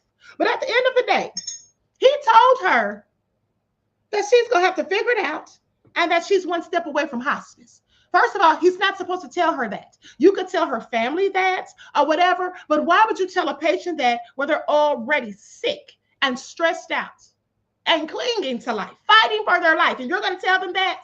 Let me tell you something. When she told me that, I said, you know what? I said, I'm going to go and check his Google review.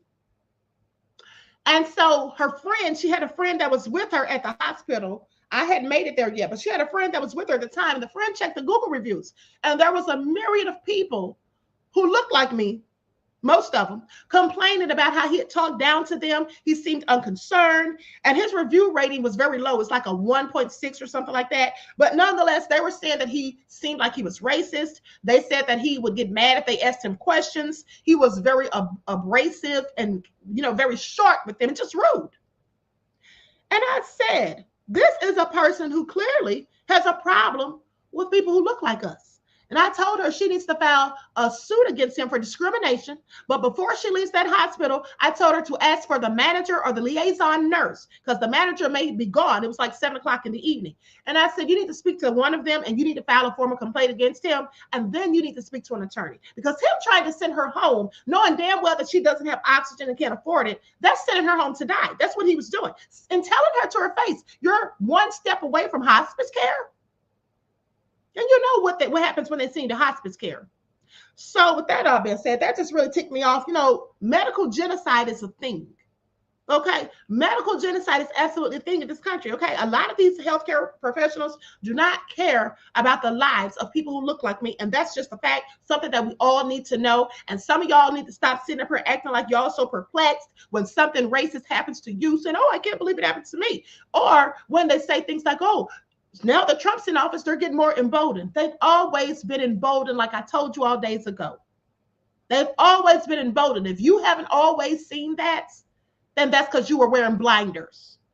Okay? They've always. When did they stop? The same stuff they did during Jim Crow, they're still doing it. They just called it something else. And I gave you a whole list of examples. And here's one to grow on. The fact that, you know, this country has always engaged in systematic racism lets us know that it's always been at the forefront.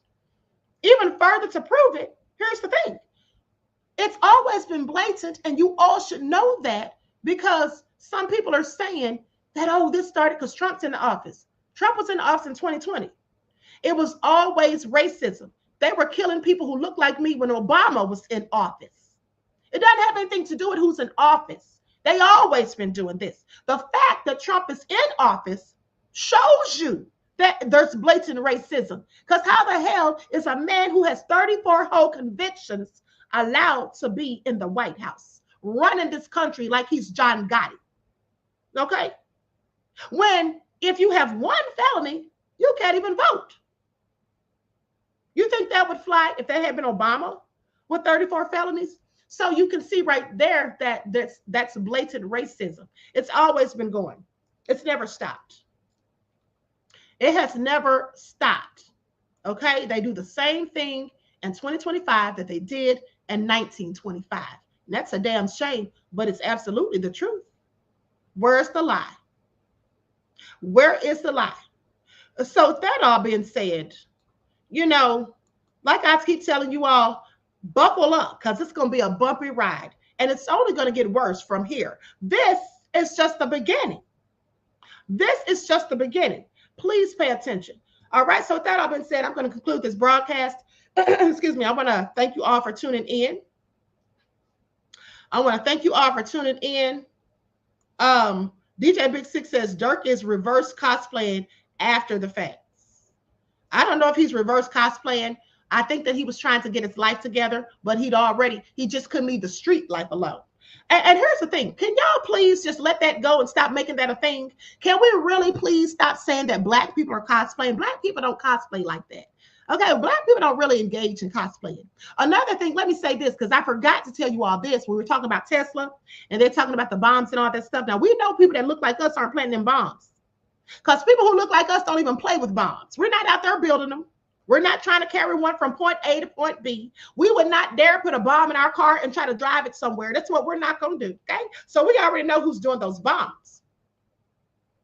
We already know who's doing that, and that's exactly why I said that the people that are doing it, they're not listening to Jasmine Crockett talking about Democratic leaders. That's what they're not doing, okay?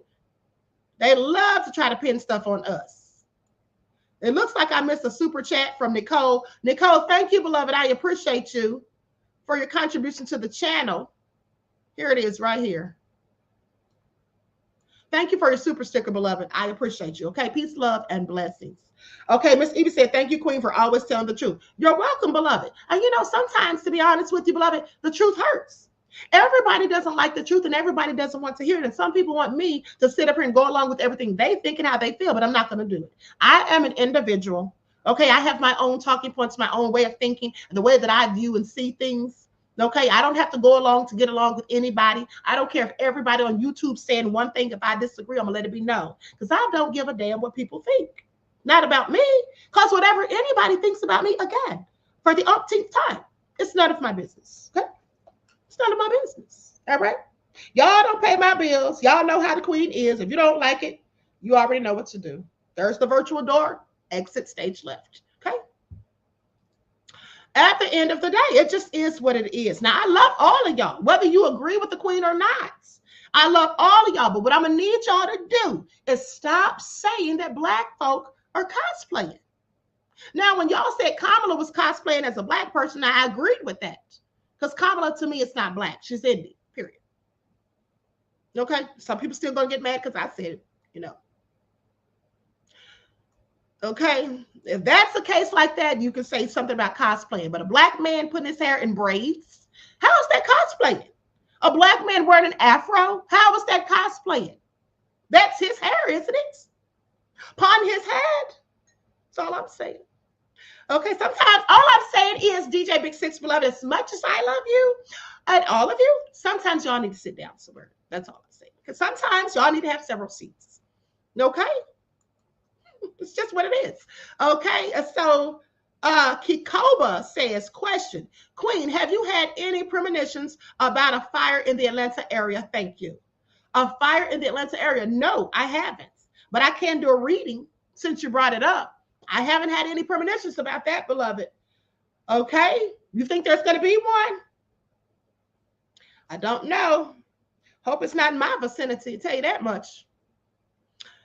No. So that all being said, speaking of premonitions, I've had a few, and we'll talk about that maybe the strong end, not the weekend, because you know the weekend leaves us in a weakened state of mind. Okay, so I'm going to let you all go so I can get up here to go to the gym, get my workout on, and then go visit my friend in the hospital.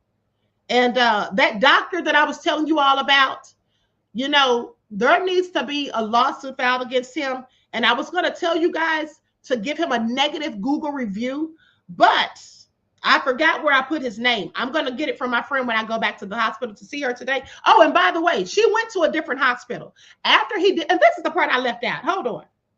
This is the part I forgot to tell you all.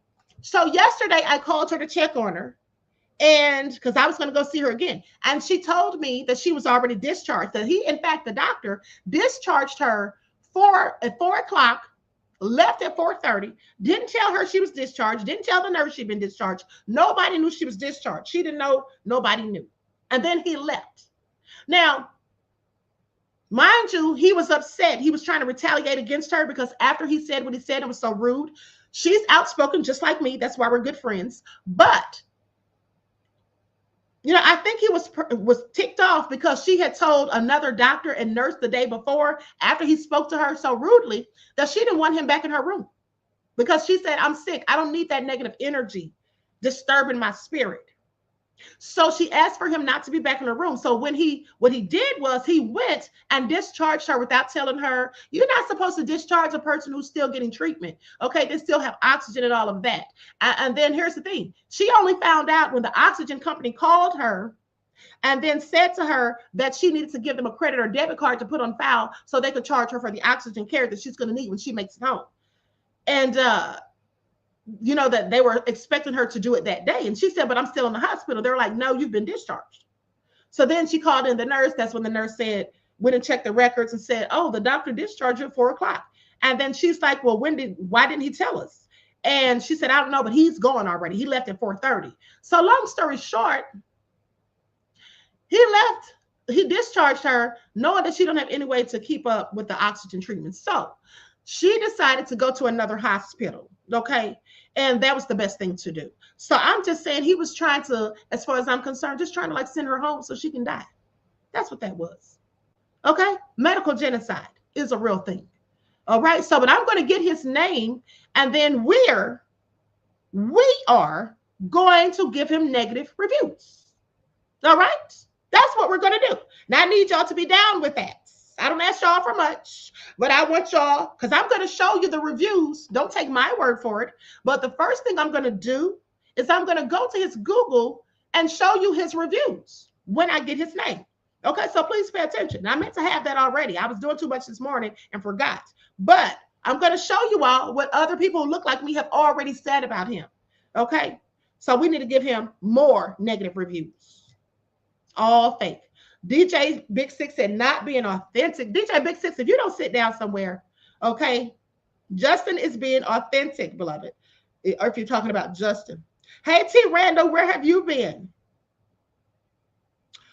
All right, so anyway, I love you all to life. I hope you enjoy the rest of this beautiful day. Juju says she's going to be in our prayers. Okay, thank you, beloved. I appreciate you. All right, so above all that drama, asked me about the doctor. The doctor was Middle Eastern. He was Middle Eastern. Yeah, that's what he was.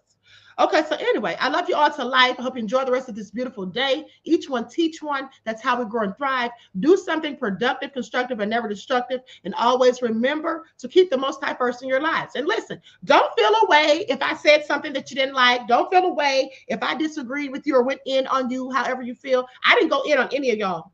Just keeping it real. But if you feel like I did, that's fine. But here's the thing. Don't get mad, honey. Okay? Because we're family. And family sometimes disagrees, and sometimes we go in on each other. That's just what it is. All right? That's just what it is. Now, if you have thin skin, you might be feeling some type of way, mad at the queen. And, you know, if you feel that way, you already know what to do. You can exit stage left. Nobody's going to cry. But if you have thick skin and you can take the heat that the queen sometimes has to give y'all, and you can take the smoke, well, we'll see you on the next broadcast. All right. So please make sure that you not only double check to make sure you're still subscribed to the channel, because they unsubscribe people on a regular basis. If you find that you have been unsubscribed, when you resubscribe, you're going to have to reset your notifications so that hopefully you'll get them. And also, if you haven't been receiving the notifications, you may want to send me your email address so that I can email you the notifications or the links. Okay. So anyway, I'm going to let y'all go. All right. Each one teach one. That's how we grow and thrive. Do something productive, constructive, but never destructive. And always remember, above all else, beloveds, keep the Most High first in your lives. Till next time. Peace.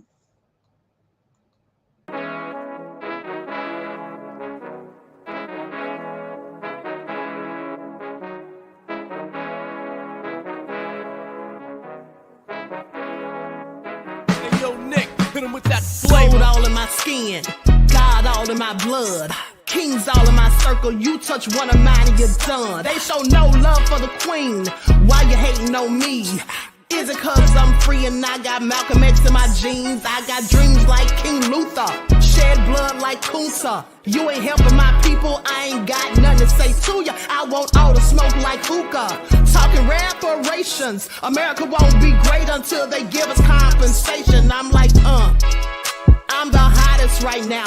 See a bunch of lames out here trying to jock on my style. They be doing too much. I'm the queen, it's too easy. It's like they all at Popeyes, how they be talking so greasy. I just sit back and laugh while these haters get madder. So nefarious how they don't want my pockets with cheddar. I tell them they can do better.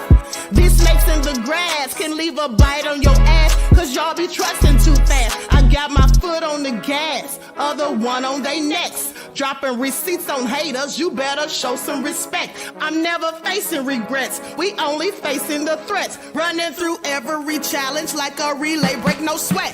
It's a cold game, so I got that blanket with me. Now that my people awaken, ain't no going to sleep. I do not play by my piece. This time I'm playing for keeps. You talking slick, but when I see you like them ends, we gon' meet. And I got gold all in my skin, God all in my blood, kings all in my circle. You touch one of mine and you done. They show no love for the queen. Why they hating on me?